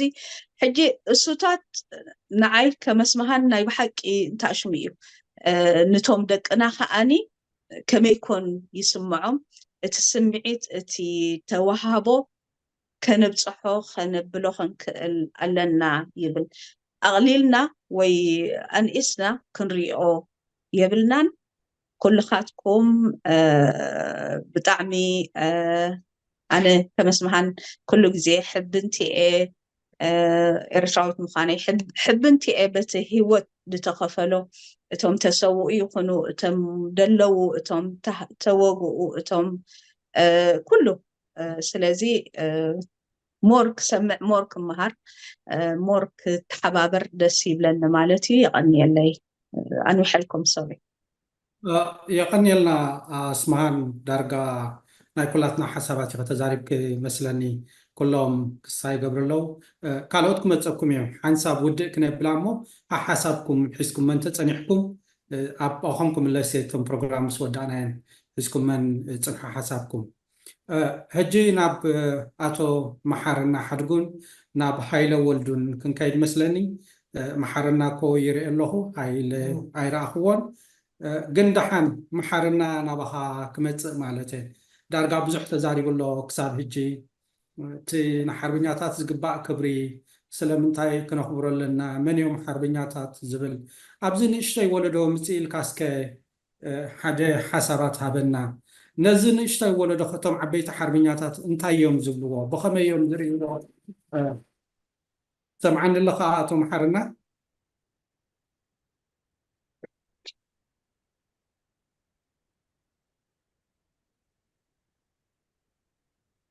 ኣቶ መሓርና ኣለኻ ርኤካ ኣለኹ ትሰምዓኒ ኣለኻ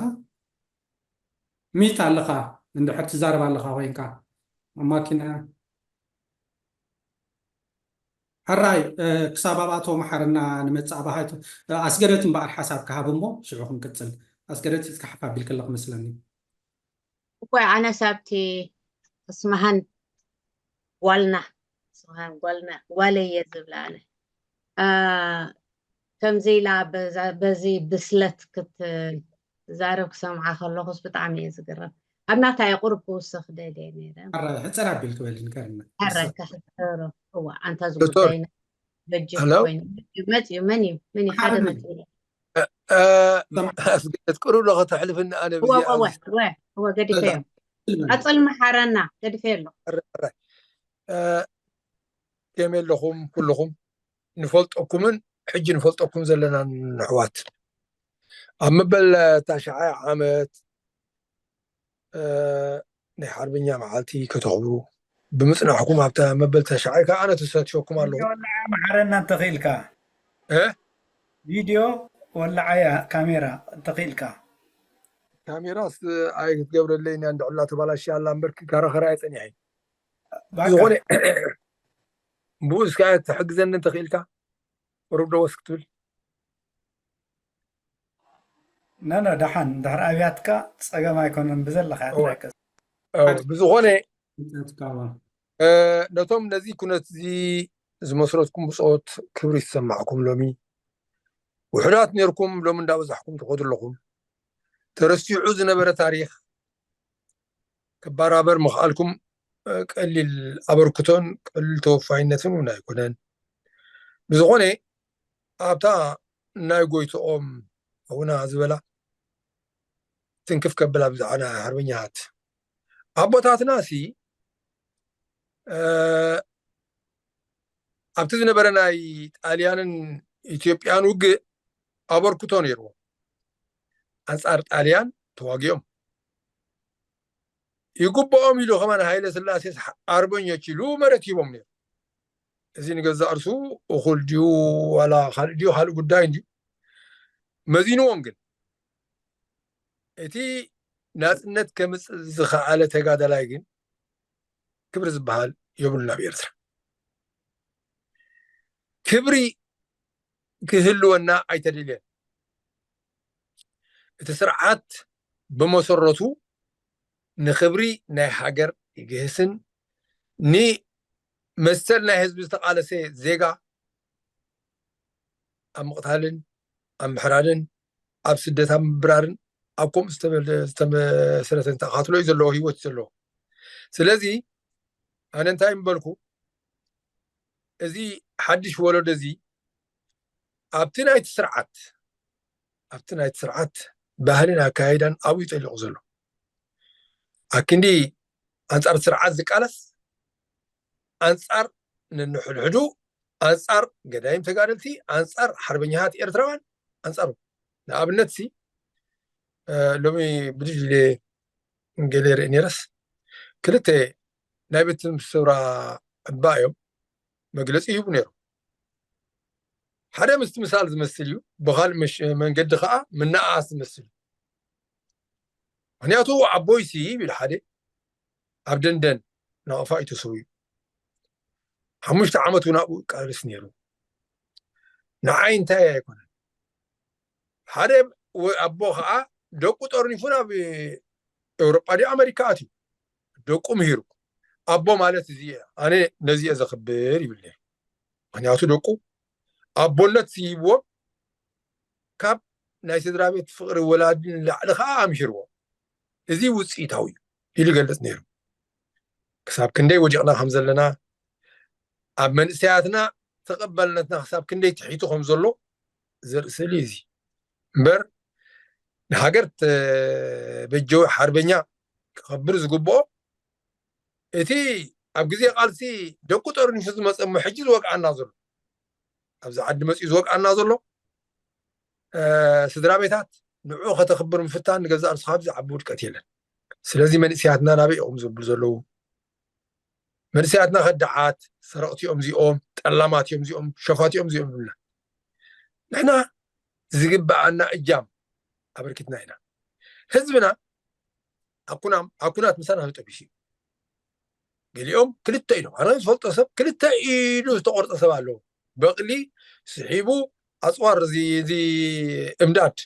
ናብ ግንባር ከብል ዝተረኽበ ሰብ ክልተ ኢሉ ቆራፅ ኣሎ ኣነ ዝፈልጦ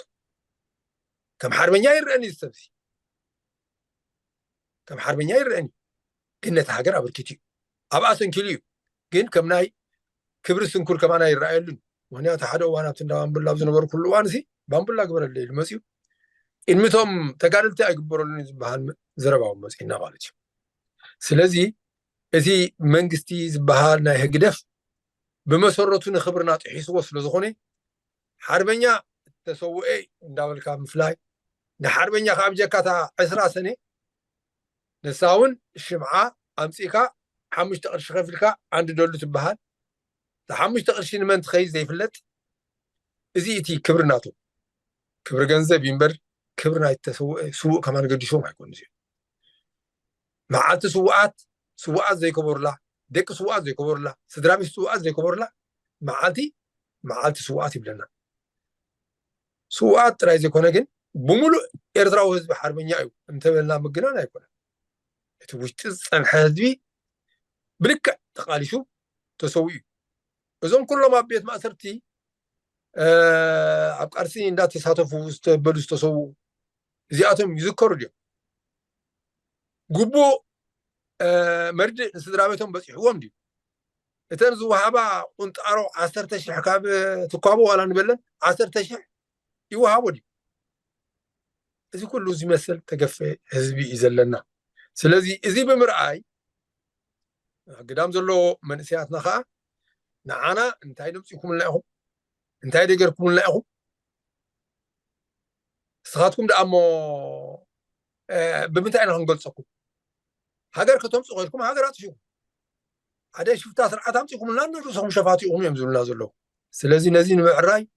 ብዙሕ ጎዝጓዝ ከድልየና እዩ ንምባል እዩ ካልእ ብዛዕባ ናይ ደቂ ኣንስትዮ ትንከፍ ከብላ ዘለ ዘለኹ ኩሉ ግዜ ዝዝክራ ሓንቲ ስንክልትላ ኣብ ማዕስከር ደንደን ኣብ ቃኞ እዛ ሰብ እዚኣ ሓንቲ ካብቶም ሽማግለ ወፂኣ ሕቶ ናይ ስንኩላን ተጋደልቲ ኣብ ማዓስከር ደንደን እንታይ ይመስል መግለፂ ክትብ ምስቲ መንግስቲ ረኸቡና ኢላና نحن حلفت زنورنا الواني أبزي كذي زي قال من قريسن زي كارل زولو هجناي منستر زينا خوين زلون مزيوم لوخات نايسياس كوينو إلى توم كلهم تزاريبهم يوم تم شدشت وكلتي نايت سنكولان قلنا بلتا زربا هاجر كتنبر انت اخوينا اقوا انت اخوينا اقوا ودي سوق خبر له سنكلان كبر لنا سواءات سدرا بيتاتين كالتي ابز قارس دي اجام زنبر سم بغبك تحازلو انت دعا بغبو زي تحاز كون سنكل انت دعا بغبو زي تحاز كون سدرا بيت سنكل صباح نقوم كقاد الله هاجر الى مجلس توهيبه ابتو انتي كناتناي صومال صومال انه حدم واو زنبر لواني هجي صومال من رأينا هم أبناء بسياتها صومال كما أبناء سلزم ساعتها بغال من قدونا أي نبرة تسكما بلم لا بسياسة بسيحة ماسيا هجرنا بصومال كي رأينا أيوه سنكلا إلهم ني سياسة بسيحة ملو زي أخا سياسة كا سنكلان كلها على الدنيا ملو مجلس إيه بالله بدو حرق خلا أخي بامس كبرنا جن كم زي لكم يخم قوستات عبلكم مجلس إيه بكم نمنجستنا خاز وقط تكبر جيركم تبعيلو قلبت إنه هذا ستات قبلهم جميرنا نو كم حلفت برجلنا كم زي بلوغان كبر زي بلو هزبي صباح نقو نخبرنا حاجر كلا خلاك إنه مزبلوغان زي أخاق نتزربا هاتواي سلازي إزي أمامتهم منجست زكاي زرلو سبات زي نقرنا فحارو نحاربين ينات ندادكمو أما جرشا خانتا ولك أوت قوفيلهم 10 عامات أنا بخاف مصر وأنا كم 10 عامات أبلهم تقوميتهم لا تا كرسي سلازي تحاربينيا معالت خطول اللوات رايز يكون معالتات كمان كوس خلوا بحاله يعني الدم مزي عند أفسرنا يعني خي بزوج حزب مستعكبة والسنة زغير كلتا معالت شدش تور حدي أبكاري كمان كان بلنا خيرين أبزغوني أنا وحلكم thank you የቀኒልና አቶ መሐመድና ምናልባሽ ንኩሉ እንዳተመለስናዮ ክንመፅእ ኢና ኣስገደት እውን እንዳሓደ ዕድል ክንበኪና ሓንቲ መደብ ጥራሕ ተሪፋትና ደላ ሕጂ ዘርኢ ስላሴ ምናልባሽ ትለዓል ነገር ብዙሕ ኣላ እዛ ንሓርበኛታት ሸፋቶ ምባል ገለገለ ምዝንጣል እውን ኣድረስ እንድሕር ጌርናያ ፅቡቅ እዩ ዞም ንኣሽቱ ብክልተ ነገር ክንርኢ ሕጂ ስላሴ ናብኻ ቅድሚ ምምፃእ ሓደ نحنا بخمينا نريهم نزومياتاتنا حواتنا ون بفلاي كأزوم ناي قدلن اليوم بوزح جزاء درع زور دم زلو هذا بمتاينا نريهم سلمنتايو حنساب نكون صعب زبزحهم قال اي كا انتاينا خابهم نتصبى زين كلتا اسكار عيلنا زايد صبو سامسون مجمرتا يمسجن كميم سيقوم نتوم دا يتفلتوني زر سلاسي ردي شكري بحالة عد انجليزي تنبر له ليدس ازي عدل زين عاي عديو عبيو مقنياتو ابتناي مرلاقو بوناي نشتاي ولدون ابتي عبو ولدون سلوذر لخو ونشتاي بحالخو وند امبر دارك ابتي عبو ولدون اتير لخو مثلا جن بتي ابتي عدو زولو سرعات كل جديه ناشتون دينا نبحال سامسونج زحتونات كا كلتا عبيتي كفالات على اللون منالبات أبتا محرنا زبلاون قربو سخلاي كمن اسي مالتي بعينيتي ناي من اسي يخريوتي إذا هو ملسي إذا هو ريتوتات ويدما حسابات دما نبع علي سرت هاجراونت زبحال انتايو زبل كرئي في التنية حاجة خابو زبقاسيو سرت نايت هاجراونت ناتنا هاجرنت ناتنا تاريخ ناتنا انتايو تمنى سي كاني نزي أبزي سرت زنت تبقيسون نجارات ويدما نو خمو كسين تدعى ذي جيرو نبعلو في أبتي هاجراونت أبتي هاجرنت ناتنا خيلو زخيل قالو تعوت الوا انتايو زمثل إلى يمرامر يبولك أي حاجة خابو زبقاسيو مخنياتو أبت من سي أبو مسؤول ثلاث نبر أبت عدمتون سلازلخو بتزو قبرو ون أبتناي مستوم عبيت ولدون بعلي ذعبيوني منتر ذقبروني ذخبرهم أبد قداد اللهم أبدون ذي لو أبو تعدون ذي لو مالتي كلهم ريو خلنا هجي كابت بوليتيكا فليا يخريو بعينها قراوي من سري يخريو مجمرتا منسي ويتثبيت ناي منسي كاب حرمجناتات في انتايو إلكا قدم محتات كنريو ذلنا كم منسيات مالتي أنا ونكم منسي كريوز دلي كم منسي كردو زلني ويدما خنردو زلنا أب تاريخ ناتنا أبر كتونا حربنياتات انتايو ذبها حتى خن حتت كنكيل على انتا عباي حتى عادية نذي آخر حتى كاتب راح تثبت دا أخوينكا أتي كابت فاونديشن تإلا لخا كابت سرت مالتي وذي هاقاف تفتر حجيتي كنردو أوزل لنا قبؤهم دفتقومو كساب كم دي أقدمو بحالة أنحي كساب هيوت ناتهم كهبوس تدالو قال يوم دما هيوتهم ذهبو كم دي مسفن منغستون كبلو أنحي مالتي أبوش تعدو خوينو نداسر حقلو دريو دنبري مالتي انتاي خوينهم ذم أبدقى لو بتعبوهم يحسب نيري دبلو مالتي وذي تات انت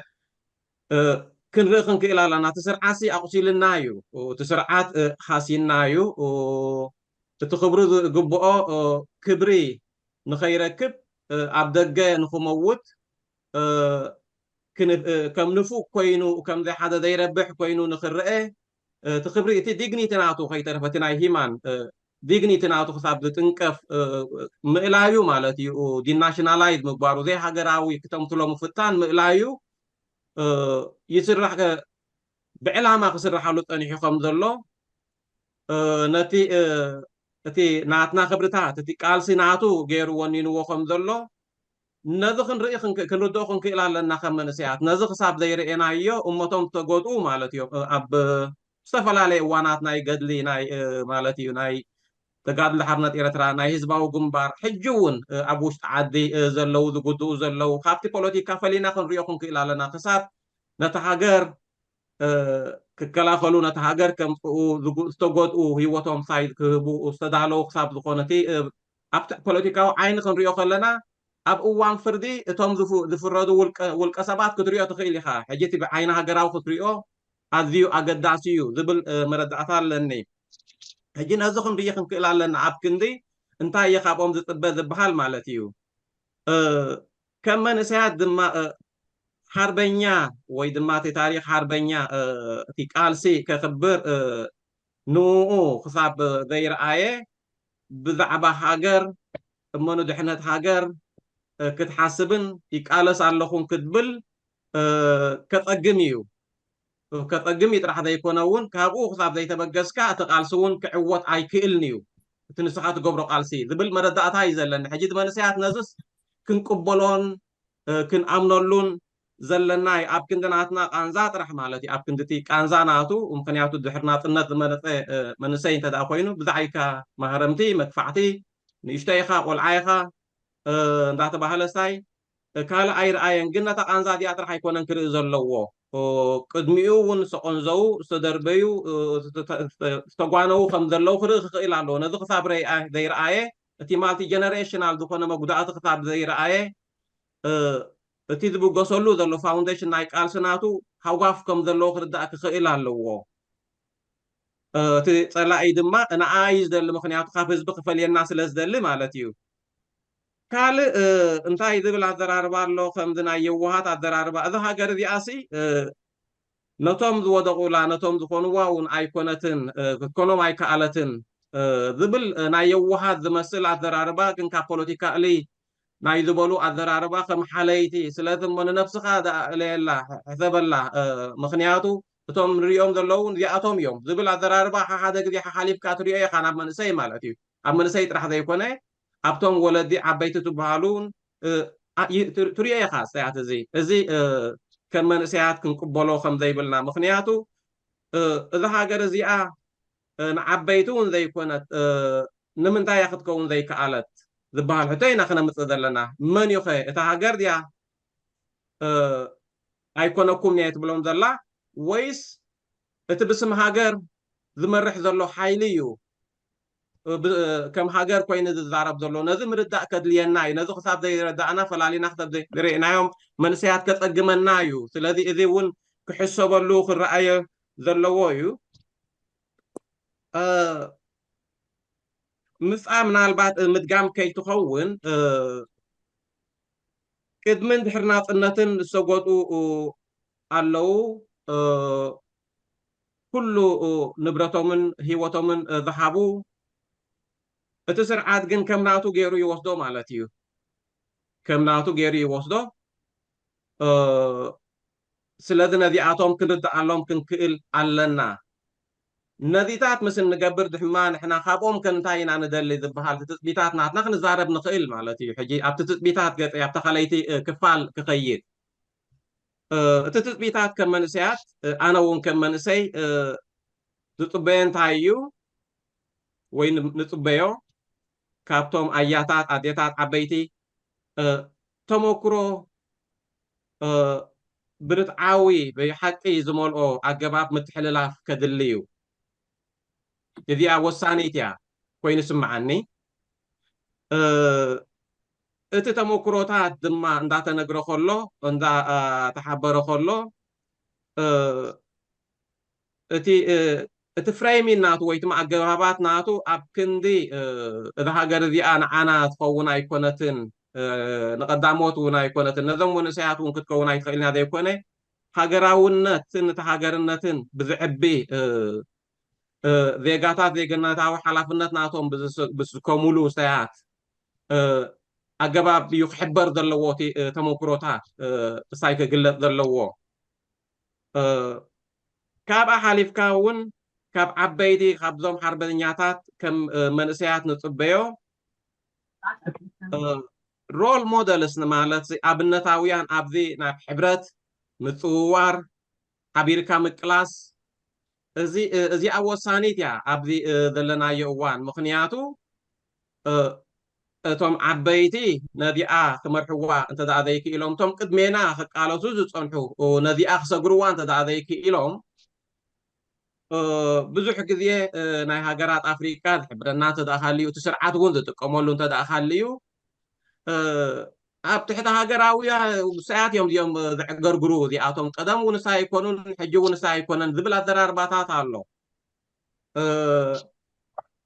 ኣብቲ ዓብዪ ሃገራዊ ውሳያት ክጥምቱ ኣይከኣሉን ዝብል ኣዘራርባታት ኣሎ ሕጂ እቲ ከም መንእሰያት ካብቶም ዓበይቲ ወለዶ ሓርበኛታት ንፅበዮ ኣብነታውያን ክኾኑ ክኽእሉ ኣለዎም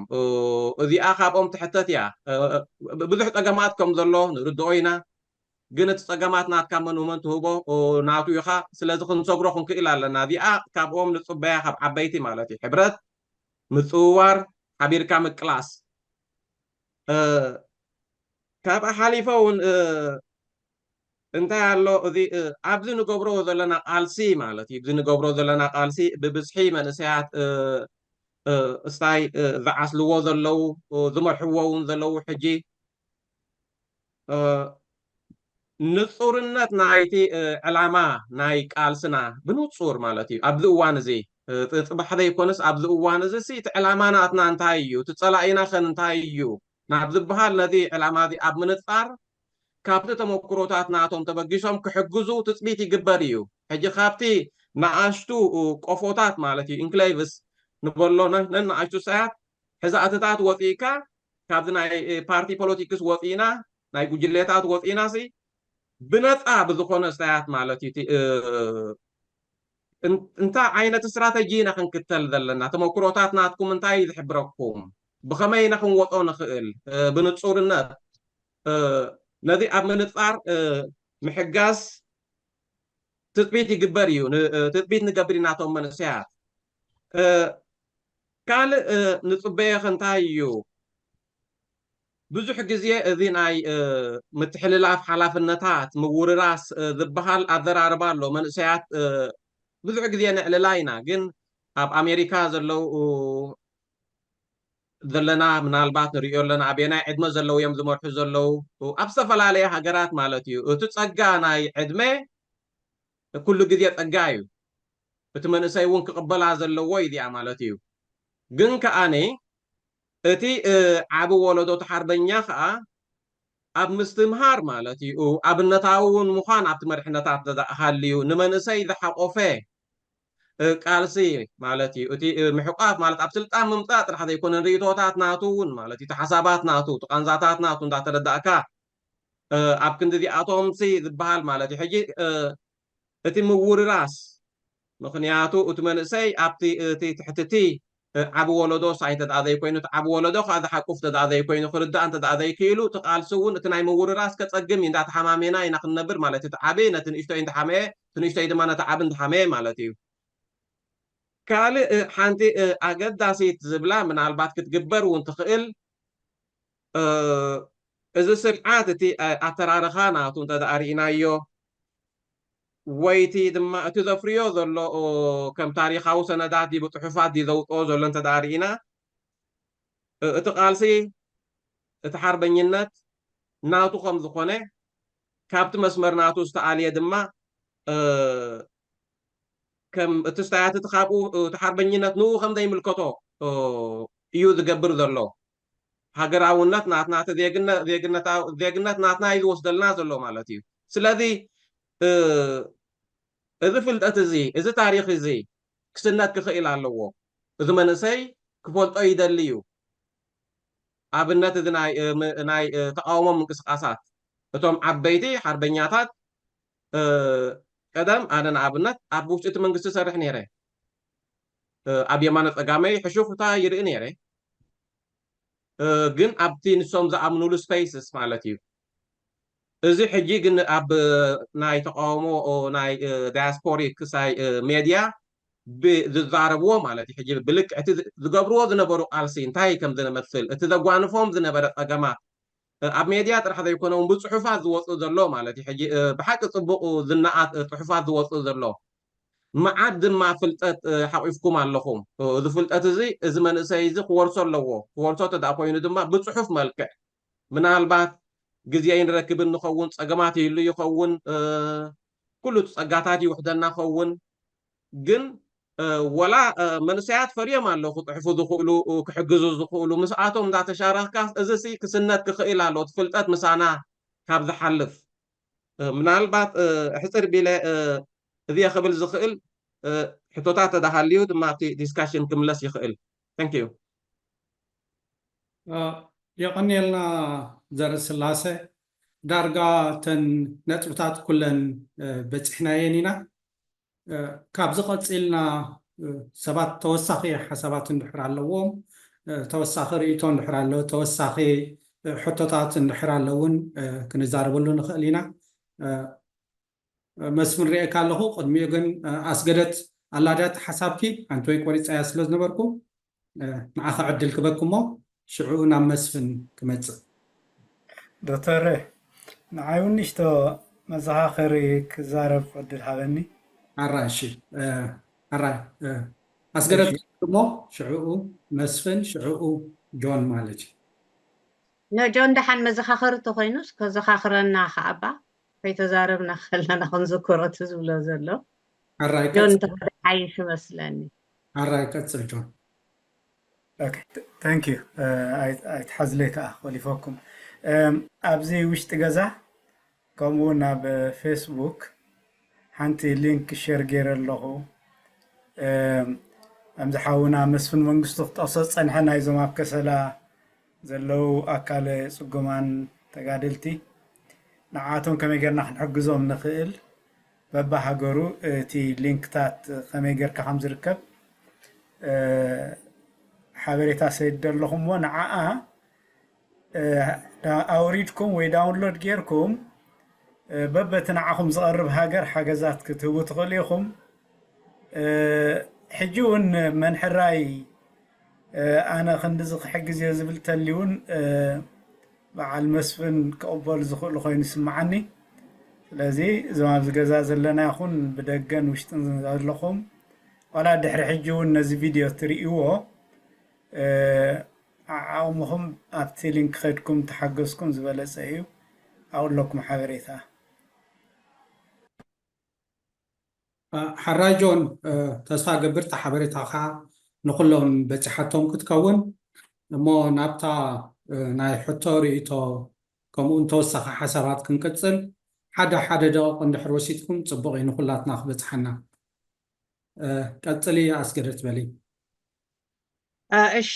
ብሓደ ደቂቕ እኳ ይውዳእኒ እንድዩ ክንገድፎ ኢና ማለት እዩ ዝኾነ ኣነ እቲ ኣስማሃን ምስ ተዛረበት እየ ክውስኽ ኢለ ተሲእኒ ኣስገደት ቁርብ መድሕር በልና እታ ቪድዮ ስእልኺ ኦኬ ቨሪ ጉድ ታንክ ዩ ኣስማሃን ምስ ተዛረበት እየ ክውስኽ ሓሲበ ነይረ ብዛዕባ እቲ ናይ ደቂ ኣንስትዮ ንሳ ብክልተ ሰለስተ ሰንተንስ ክገልፅ ክፍትል እቲ ማለት ዝተረኣየ ጀግንነት ኣብ ሰውራ ኣብዚ ኣስተምህሮ ዘድልዮ ሰብ የለን ብደቂ ኣንስትዮ ይኹን ብደቂ ተባዕትዮ ብፍላይ ብደቂ ኣንስትዮ ንዛረብ ስለ ዘለና ከዓ ናይ ደቂ ኣንስትዮ ጀግንነት ዝተመስከረ እዩ ማለት እዩ ድሕሪኡ ግን ናበይካ ትመለስ እቲ ባህሊ እተተሓሳስባ ኣብ ልዕሊ ደቂ ኣንስትዮ ዘሎ 30 ዓመት ውግእ ስለ ዝተገብረ እቲ ህዝቢ ደቂ ኣንስትዮ ስለ ዝተሳተፋስ እቲ ድሕረት ይድምሰስ ማለት ስለ ዘይኮነ ይቕፅል ማለት ኣብዚ ሕጂ ቁኑዕ መገዲ ዝሓዘ መንግስቲ ተዝህልወና ነቲ ተረጋጊፁ ዝነበረ ዓወታት ናይ ደቂ ኣንስትዮ ተሳትፎ ብሰውራ ንዑ መሰረት ጌርካ ዝያዳ ንክድፋእ ዝያዳ ደቂ ኣንስትዮ ከምዕብላ ክስራሕ ከኣል ነይሩ ትኾነ ግን ድሕርቲ ነፃነት ኣብ ዲሲ መፂኡ ምስተሓተተ ኣቶ ኢሳያስ እንታይ ኢሉ ማለት ከን ደቂ ኣንስትዮ ዝኩሉ ጀግንነት ኣርእየንሲ ሕጂ ምስ መፃ ዓድስ ይርስዕ ኣለዋ ኣብ ገዝአን ኣብ ውሻጠ ተመሊሰን ዓይነቱ ምስተሓተተ ከመዴታተን ኾና እምበር ከመ እንዳእ ኾና ኢሉ እዩ መሊሱ ዳሕራይ ስሒቑ ከዓ እቲ ህዝቢ ማለት እዩ በቃ ከም ዓብ ነገርሲ ኣይተረኣየን ስለዚ እዚ ታት ፀገማት ነይሩ ኣብኡ ብዙሕ ክዛረብ ምኽኣልኩ ግን ክሰግሮ እየ ስለዘየሎ ግዜ ሓውና ዘርኢ ስላሴ ብዙሕ ነጥብታት ኣልዒልካ ሓንቲ ክብላ ዝደሊ ግን እቲ ብሬን ዋሽንግ ናይቲ ስርዓት ነፃፂሉና እዩ ኣብኡ እዩ ከዓ ጥቕሙ እሱ ዓብ ምስ ንእሽቶ ደቂ ኣንስትዮ ምስ ደቂ ተባዕትዮ ገለ ብሄር ኣዶ ሃይማኖት ኣዶ ክንጋራጮ ተውዒልና ደቂሱ እዩ ዝሓድር ስለዚ ኣብኡ ይስርሓሉ እዩ ሕጂ ዋላ ኣብዚ ዝኸይድ ዘሎ ምንቅስቃሳት ናይ መንእሰያት እውን ኢዱ ኣለዎ ዝብል እምነት ኣለና ኣነ ማለት እዩ ሕጂ ሓቂኻ ኢኻ ተመክሮና ክነውርሶ ኣለና ግን ተመክሮና ክትወርሱ ከዓ ቁሩባት ክትኮኑ ኣለኩም ስለዚ ኣብዚ እቲ ከመይ ይቀራረብ ንዝብል ጉድለታት ክህልወና የብልናና የብልኒ ግን እቲ ፀገም ዘሎ እቲ ብሬን ዋሽንግ ናይቲ ስርዓት ነፃፂሉና ስለ ዘሎ እዩ ሕጂ እዚ ንሕና እኳ ናይ ግዜና ብርጌድ ንሓመዱ እኳ ኢና ንምዃኑ ንሕና ናይ ግዜና ብርጌድ ንሓመዱ ኢና ኣይንግዛእን ኢልናሲ ተቃሊስና ከፊልና ሂወትና ከፊልና ሰንኪልና ገለ ዕድለኛታት ኣለና ኣብዚ ፀገም ዘይብልና እምበር ኩሉ ሰብ ኣብዚ ዘሎ ስጊዱእ ዘይበርከተ የለን ማለት እዩ ሕጂ ኣብዚኣ ክንሰርሕ ኣለና ሪስፔክት ክህሉ ኣለዎ በቲ መንእሰይ እቲ መንእሰይ ከዓ ህዝቢ ስፔክትረም እዩ ስፔክትረም በዚ ሕፃን ይውለድ በዚ 100 ዓመት ገይሩ ሓደ መውት ኣብ መንጎ እዚ ዘሎ ማለት ህዝቢ ካብዚ ንንየው እዩ ዝበሃል ነገር የለን እዚ ተዋሲቡ እዩ ዝኸይድ ሓደ ንሓደ እንዳተክኦ ሓደ ወለዶ ንሓደ ወለዶ እንዳተክኦ እዩ ዝኸይድ እንተዘይኮይኑሲ ሕሰብዎ መኒ መንእሰይ ንባዕሉ ፅቡቅ ዲፋይንድ ኣይኮነን ኣብ ኤርትራ ወዲ 50 ዓመት መንእሰይ ኢሉ ይዛረበካ ነው ወዲ 4 ዘርባዕባዓ ይኸመን ዝበሃል ነይሩ ዓድና 4 ኮንካስ ዓቢኻ እዩ ዝሕሰብ ነይሩ ኣብታ ፖይንት ለሰስገደት ስለዚ ኦኬ እሞታይ እቲ ክብል ደልየ ዘለኹ እቲ መንእሰይን ንሕና እንሲ ክንወራረስ ኣለና ተመክሮ ፅቡቅ ነጥቢ ምፅኡ እንድዩ ኣብዚ ከዓ ብኩሉ ሸነኽ ዘሎ ፀገማት ርኢና ናይ ምቅርራብ ተራ ኩለና ክንፃወት ይግባእ ክብል የደልየ ከዛርብ ምኽኣልኩ ግን ገዲፈ የሎ ታንክ ዩ መስፍን ናባኻ ድሕሪኡ ግርማይ ድሕሪኡ ኣስማሃን ሕራይ ኣነ ሕፅር ከብሎ መጀመርያ ብዛዕባ ናይ ሓርበኝነትና ዘይኮነስ ብዛዕባ እቲ ሓድሽ ወለዶ ምናልባት ኩላህና እዚኦም ተጋደልቲ ዝነበርና ኣብ ዘለና ኣብ ዘይገድስ ኣበይ ክንጋደል ከለና ኣብዚ ሎሚ ዘለና ደረጃ ከምዚ ኢልና ንራኸብ ሓሰብና ንሕና ሓሊፍና ነዚኦም ሕጂ መንእሰያት ዘለው ብሩህ መፃኢ ክኾኖም ሓሲብና ኢና ዝሓለፍና እቲ تمصوتنا بهم يمكيدو قل لومي أبزي زلنا أوان نحنا كم شفاتو نبرنا اتم سواتنا زي كبرلو إذا مهان بتعمي حزن كاي لذي نزي عينت من قصاص كم حربينياتات بصوتنا دفينا زمصانا بصوتنا سنكلو عدمت سنتنا زي سفلنا له نزي عينت من قصاصات فصيمنا ونا نقبلنا ስለዚህ ብናተይ ርእቶ እዚ ዘለኒ ካልእ ናብቲ ናይ ስንኩላን ክኸይድ ስንኩላን ክብል ከሎ ሕጂ እንታይ ብቲ ናይ ስንክልኖም ክዛረብ ዘይኮንኩ ከም ሓርበኛታት ምዃኖም እዩ ኣነ ኣብ ከሰላ ዝሓለፈ ዓመት ብ2023 ኣብ ዝኸድኩሉ እዋን ብጣዕሚ ኣስካሕከ ንምንታይ ትማሊ ጀጋኑ ዝነበሩ ዝመርሑ ዝነበሩ ሎሚ ሰንኪሎም ዝኣልዮም ዘይብሎም ኣብ ሱዳን ክትሪኦም ከለካ ብጣዕሚ ዘሕዝን እዩ ብኡ መሰረት ኢኻ እዚ ማሕበርና ማሕበር ኣካላት ጽጉማን ኤርትራ ኢልና ዝኾነ ኤርትራዊ ውድቡ ማሕበሩ ኣባሉ ዘይግድስ ንሕና ነፃ ማሕበር ጌርና እቶም ብክእለትና ዘለው ሓርበኛታትና ንኣልለና ማለት እዩ ሕጂ ኣብዚ ኣጋጣሚ ምናልባት ኣድላይ ኣይኮነን እምበር ንምግላፅ ካብቶም ጀጋኑ ኣብኡ ዝነበሩ ከም በዓል ሳልሓ ወከር ከም በዓል ጅኔታይ ከም በዓል ኣቶ ብርሃን ክብሮም እዚኦም ዝመሰሉ ጀጋኑ ዝነበሩ ሓርበኛታት ዝኣልዮም ዘይብሎም ተደርብዮም ነይሮም ስለዚ እንታይ ክብል ደልየ ብሓፂሩ ክብረት ናይቲ ቃልስናን ናይቶም ሓርበኛታት ከለው ኩላህና እውን ኢድና ኢደ ክንብል ኣለና ክነኽብሮም ኣለና እቲ ካልእ ኣገዳሲት ከዓ ስገደት ዓንቲ ወይ ጠቂሳታ ዝነበረት ብዙሓት ብፆትና ሕጂውን ብኣካል ክንራኸብ ከለና እቶም ትማሊ በላሕቲ ዝነበሩ ዝመርሑ ዝነበሩ ሎሚ ክረዳድኡ ኻውን ኣይክእሉን ንምንታይ እንታይ ሽሙ ኮይኖም ማለት እቲ ሞራል ከይዱ ዝኣልዮም የለን ሓሳቦም ተቐይሮም ስለዚህ በዚህ መሰረት ሓደ ማሕበር ኣቆይምና ይኹን ሓደ ቤት ፅሕፈት ጌርና ንኣልየሉ መገዲ ክንገብር እዚያ ይብል ኣብ መጨረሻ ሓደራ ክብል ዝኽእል ምዚ ዘለዎ ናይ ሱዳን ኩነታት ብዙሕ ፀገም ስለ ዘለና ነቲ ማሕበር ናይ ኣካላት ፅጉማን ክትተሓባበርናኻ ብሓቂ ይላቦ ይቐኒየለይካ ራይ መስፍን ኣነ 200 ፓውንድ የወፍር ኣለኹ መስፍን ኦኬ እዚኣ ንስኻ ተማእኸለልና ባጋ ከም ኣባል ናይ ምምሕዳር ናይቲ ውግኣት ሓርነትካ ናተይና ኢለን ከዓ ሓደ ሚእቲ ኢልና كنا قلتوا ما براح تخيل مالك ايش يغني لنا ناي تسفى من كائن ناتين كاخذ تميته انت بينا اوكي مازا سوري اوكي مازا ثانك يو مازا حطيت مع العربية سايمون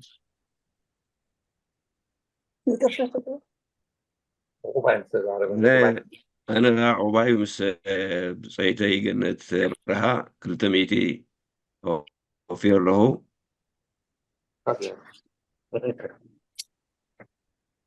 هلو تزارب من إخا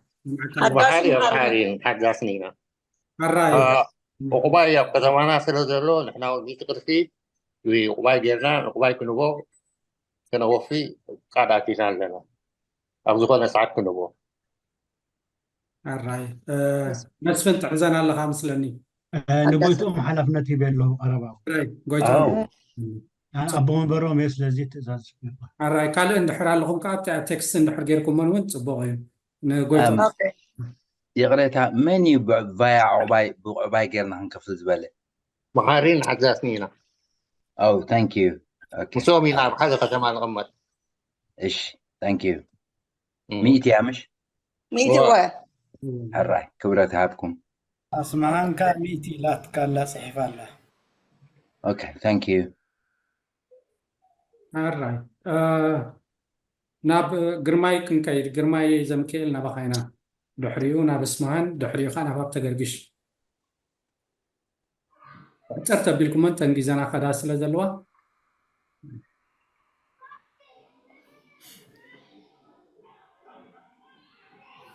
سمعك لنا قرماي اوكي سمع دلخو بمجمرتا بتعمي مسجنكم نزي أقاطع مزي زدالخو ግን ኣቐዲመ ከይረሳዓኩም ከለኹን ሓወይ ጎይቶኦም 100 ማርክ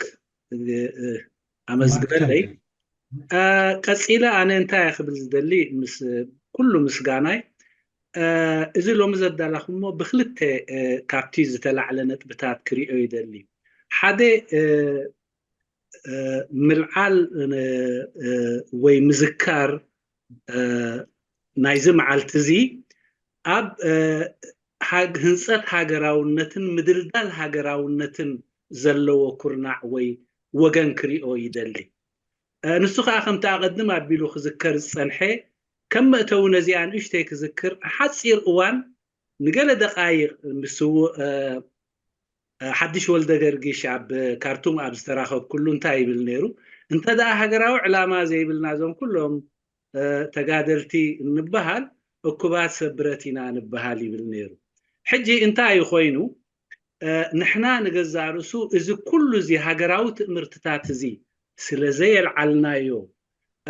ዝግባእ ክብሪ እውን ስለዘይሃብናዮ እቲ ንኡስ ወለዶ እስከ ስምና እንተዳ ኣፀቢቕዎ ከም እኩባት ሰንብረት ይወስደና ይህሉ ድሓን ታሽፍታ ትብል ከርሕኻ ስለዚ ምዝካሮም ንገዛእ ርእሱ ኣብ ህንፀት ሃገራውነት ዓቢ ኣስተዋፅኦ ዘለዎ እዩ ነዞም ወለዶታት እዚኣቶም ከዓ እዚ ዝግበር ነይሩ እንተዝኸውን ኣብዚ ዓይነት ጌጋታት እዚ ኣይምወደቁን ነይሮም ግን ኣብ ካልእ ስለ ዘድሃብና ኩላህና ተቃውሞና መንግስትና እቲ ሃገራዊ ትምህርትታት ክርእይዎ ኣይከኣሉን ገለገለ ሃገራት እኮ ክቡራት ኣሕዋት ከምዚ ናህና ሃገራዊ ትምህርትታትን ሃገራዊ ሃገር ክድርዕ ዝኽእል ነገራትን ታሪኽን ስለ ዘይብለን ኣብ ምንታይ ይጎያ ኣብ ዋላዊን ኣብ ንስኻ ዝለዓልካ ኢኻ ካብዞም ወፃእተኛታት ኣብዚ ዘለዉ ብዝኸባቢኻ ዘለዉ ምሳኻ ዝነብሩ ዘለዉ ኣብኡታት ክሃንፅኦ ይፍትና ንሕና ግን ድልዱል መሰረት እንኮለና ብግቡእ ስለ ዘይተላዓለ ኣብ ከምዚ ኩነታት እዚ ወዲቕና ካልኦት ሃገራት እውን ኣብ ኩሉ ሃገራት እውን እንሪኦ እንተዳ ኮይና ሓውልቲ ዘይፍሉጥ መቃብር ዝበሃል ኣሎ ንሱ ከዓ እቲ ሴናቶፍ ዝብልዎ ወይ ቶምብስ ዝብልዎ መራሕቲ ሃገራት ክመፁ እንከለዉ ናብዚ የዝርዎም ንምንታይ ኣብ ውሽጡ ንገዛእ ርእሱ ሬሳ ምህላውን ዘይምህላውን ዓፅሚ ምህላውን ዘይምህላውን ዝፈልጥ ሰብ የለን ግን ሃገራዊ ጽንዓትን ሃገራዊ ትእምርትን ክዕሙቕ ስለ ዝኽእል እዮም ከምኡ ዝገብርዎ ንሕና ከዓ ናይ ስዋኣትናስ ኣሎ ብመጠኑ ውንስታይ ነብሎ ይኸውን ሓደ ድሕሪኡ ቀፂሉ ዝመፅእ ካብቲ ዓበይቲ ትእምርትታት እቲ ናይ ሓርበናሳት መዓልቲ እዩ ስለዚ ብከምዘ እንተደኣ ዘኪርናዮ ጥራይ ንዕኦም ሞዮኦምን ንዓታቶም ዝግባእ ክብርን ንዓታቶም ዝግባእ ምሕብሓብን ምጥዋርን እንተደኣ ተገይሩ ኮይኑ ዘይኮነ እንተላይ ነቲ ንሶም ዝተቃለሱሉን ዝተዋደቁሉን ሃገራውነት ንዘለዓለም ከም ዝነብር ካብ ወለዶ ናብ ወለዶ ከም ዝመሓላለፍ ምግባርን እዩ ስታይደል ካልኣይ ብጣዕሚ ካብ ዝተንከፈትኒ ቅልጥፊለታ ግዜ ከይተወደአት ኣብ ንዓታቶም ናይ ምእላይን ንዓታቶም ዝግባእ ማለት ንመነባብሮኦም ንኽነብሩ ዝግበረሎም ዝኾነ ይኹን ዘይምህላውን ኣብ ዝተፈላለየ ሽግራትን ከም ዘለዉ ዝተገልጸ ሓንቲ ነገር ክጠቅስ ካብ ብጣዕሚ ዝተንከፈህኒ ኣብ ሓንቲ መጽሓፍ ናይ ሪቻርድ ራይት ዝበሃል ዘ ሻሎ ግሬቭ ዝብል እንታሽ ገለ ከንብብ እንከለኹ እንታይ ርኢ ሓደ ግዜ ሓንቲ ተጋዳሊት ኣብ ሓደ ማዓስከር ዘላ ወይ ደንደን ክኸውን ይኽእል ወይ ገለ ካብ እትፈልጦ ብፃያ ወይ እውን ዓርካ ነይሩ እውን ክኸውን ግን ስንክልቲ ስለ ዝኾነት ኢንቨስት ወፍሪ ዝኸውን ውላድ ክወልደላ ከም ዝዓደመቶ እሞ ከዓ ወሊዳ ኣብ ጥምቀቱ ምስቲ ብፃዩቱ ከም ዝኸደ ሰሚዐ ነዚ ምስ ሰማዕኩ ነታ ቀዳመይቲ ፓራግራፍ ምሰንበብኩ ብጣዕሚ ኣነ ካብቶም ንብዓቶም ክልክሉ ዝኽእሉ ሰባት ኣይኮንኩን ብጣዕሚ ነቢዐ ንዘኽብራን ዘፍቅራን ዝፈትዋን ብፀይተ እውን ከምዚ ሰሚዐ ከምዚ ርኤ ኢለ ስታይ ምሰበልክዎ ቀፂላ ዝበለ ንሳ እንታይ ነይሩ እቲ ዝኸፍአ ከዓ እቲ ንወፍሪ ክኾና ንኽኣልያ ኣላይ ስለ ዘይብላ ማለት እዩ ነቲ ኸኣልያ ዝተተምነየት ዝወለደቶ ውላድ እውን መን ይፈልጥ ንሳዋ ኸይዱ ወይ ናብ ካልእ ከይዱ እውን ካልእ ኣጓኒፍዎ ይኸውን ዝብል ነይሩ ኣብቲ ቀፃሊ ፕሮግራፍ እውን ከይወዳእክዎ የደው ኢለላ ከምኡ እየ ርኤ ስለዚ በዚ ደረጃ እዚ ክንሪኦም ከለና እዞም ኩሎም ሓርበኛታትና ብዝወረዶም ናይ መነባብሮ ፀገምን እንተኣሽሙን ኣብ ምንታይ ወድቁ ይኾኑ ኢልና እውን ክንሓስብ እሞ እቲ ምጥዋሮምን ምእላዮምን ዝብል እውን ካልኣይ ኩርናዕ ናይ ዝዘረባይ ገይረ ኣብዚ ውድእ የቐኒየለይ ክብረት ይሃበለይ ምስኻትኩም ከዓ ብጣዕሚ ፅቡቕ መዓልቲ ውዒልኩም ነዚ ዓብይ መደብ እዚ ምድልዋኩም يغني لنا قرماي أسمعنا باخي ميت على تزارب النحر على ثانك يو بحقي يغني لنا ممهر قرماي درجات قبل زدلكو نسو أبيلوا تنكيوا حنتي لبوا خبلكم ويكب نفسنا عناون كانت زخاخرة زدلي أكندي أب عمت دكايد زي معلت زي أسفيحنا أب بايتا ብዙሕ ሰብ ተዓዲሙ ድመፅእ ይህን ኣነ ማለሲ ይፈልጥ እየ ክከታተልዎ እዮም ሰብ ክሪእዎ እዮም ገለ ግን ንከምኡ ከዓኒ ንክንሓስብ ንዓና ነቶም مش حدشتي سوري نتوم مناقسي نتوم ካልእ ጀነሬሽን ድመፅእ ሃብትና ምዃኑ ንምግላፅ የድሊ እዩ ክብል ይደሊ ኣብ 6 ወርሒ ወይ ኣብ ድጣዕመ እንድዒ ኣይፈልጥን ከመይ ጌርና ከም ነብሎ ግን ንሳ ይምነ ማለት እዩ በዚኣ ክውዳእ ብዓረብ ብፅሓፍኳ ናይ ጓል ኣንስተይቲ እንታሽሚኣ ንእሽተይ እያ ንሕር ግዜ ኣለኒ ሓንቲ ደቂቃ እያ ትብል ማለት እዩ እንታይ እያ ትብል يا امرأة إريترية توثق عصب الرؤية والإصرار يا امرأة إريترية تعرف كيف تقود النصر بكل وقار ويا امرأة إريترية بين يديها الحق التضحية العطاء شعار يا امرأة إريترية سارت في خارطة المجد إطار يا امرأة تعرف كيف ستبني بين دياء التضحيات والعطاء وبين ظلام الزمن الصعب جدار ولكن أنت إريترية إريترية إريترية يغني لي مساطره تقبل عليه يغني اسمعان هابت غرغش ابرها دحري تسفى لدت دحري معصوي كنغبر مالتي هابت غرغش نباها فيديو خان تخيل كات ولعك ايو صبغي تزي كوينو دحن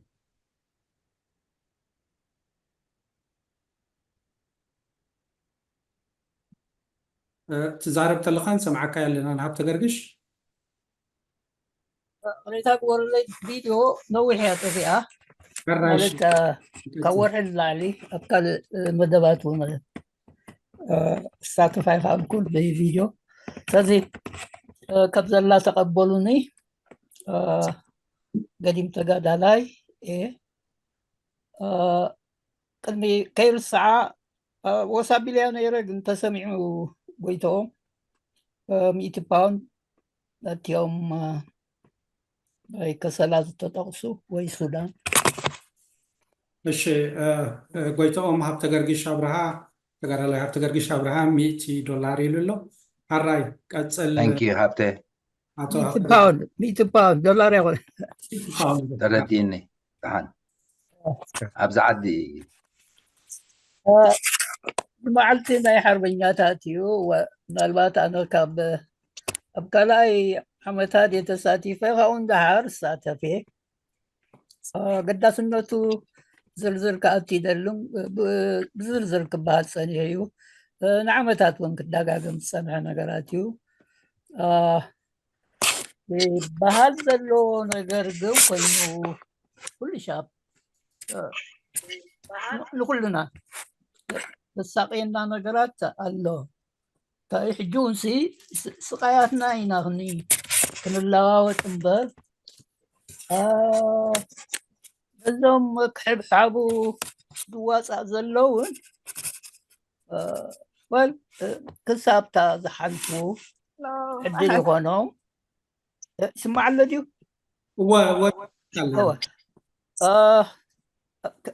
كنو حد سلا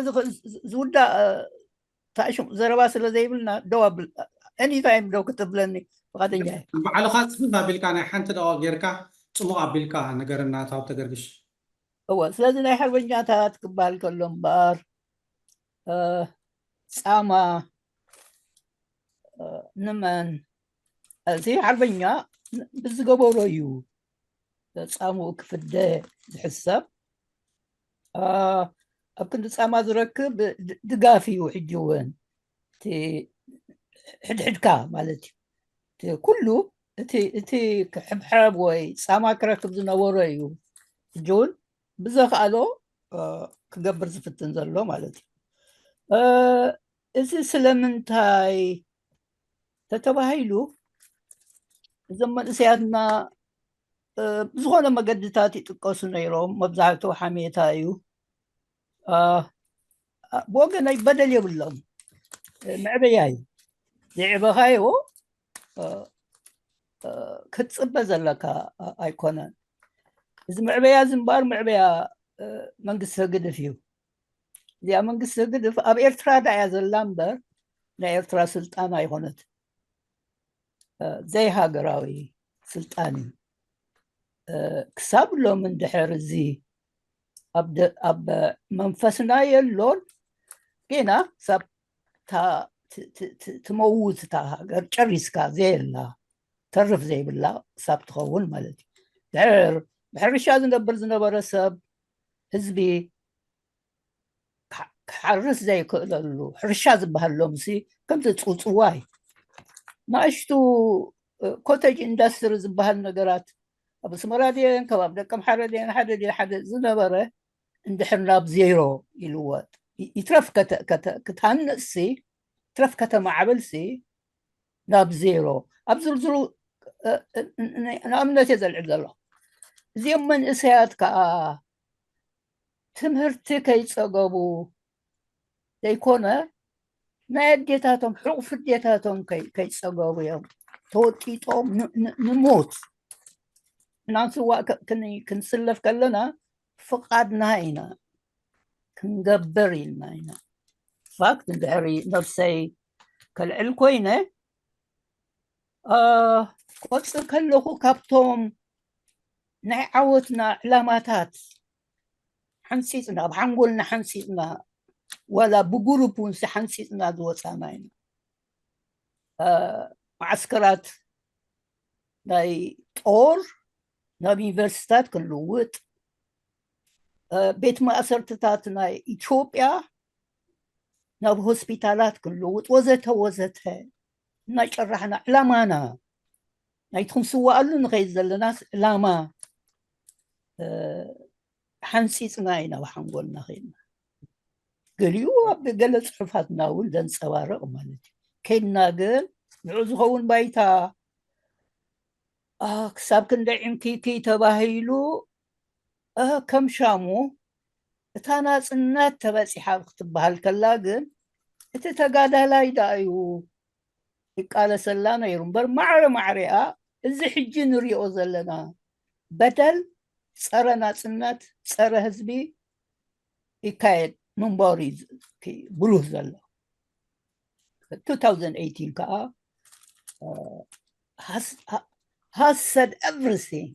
ናይቲ ታሽሙ መግለፂ ዘየድልዮ ደረጃ ስለዚ እንታይ እቲ መንእሰያትና ሕጂ ክንፀባፀብ ከለና ስለምንታይ እንታይ ድዩ ነይሩ እቲ ዕላማ ናይቲ ክብሪ ናይቲ መስዋእቲ ሲ እቲ ህዝቢ እቲ መንእሰይ ዝተረፈ መሰታኻ ፀንሐ ወለዲ ዝውለድ ከመይ ክነብረላ ባህጊ እዚ ክብሪ እዚ ዝድምስስ ይትረፍ ከም መሓይሲ ዝድምስስ ስርዓት እንድሕር ኣሎ ንሱ ይኮነ እቲ መስዋእቲ ክብሪ ናይቲ መስዋእቲ እውን እዩ ዝድምሰስ ዘሎ ሸፋት ተበሉ ዞም መንእሰያ እዚኣቶም ስቑኢሉ ክመፅእ ኣይከኣለን ብምክንያት መፅኡ ስቑኢሎም ከምኡ ክብሉ ባሂልዎ ሕማቅ ክዛረብ ዝብሎ ነገር የለን كذي تعصد كايو انتاي حرس كايو تعصد ولا زرع كايو سيبا عينت بالسلامة تان كي قفحني ان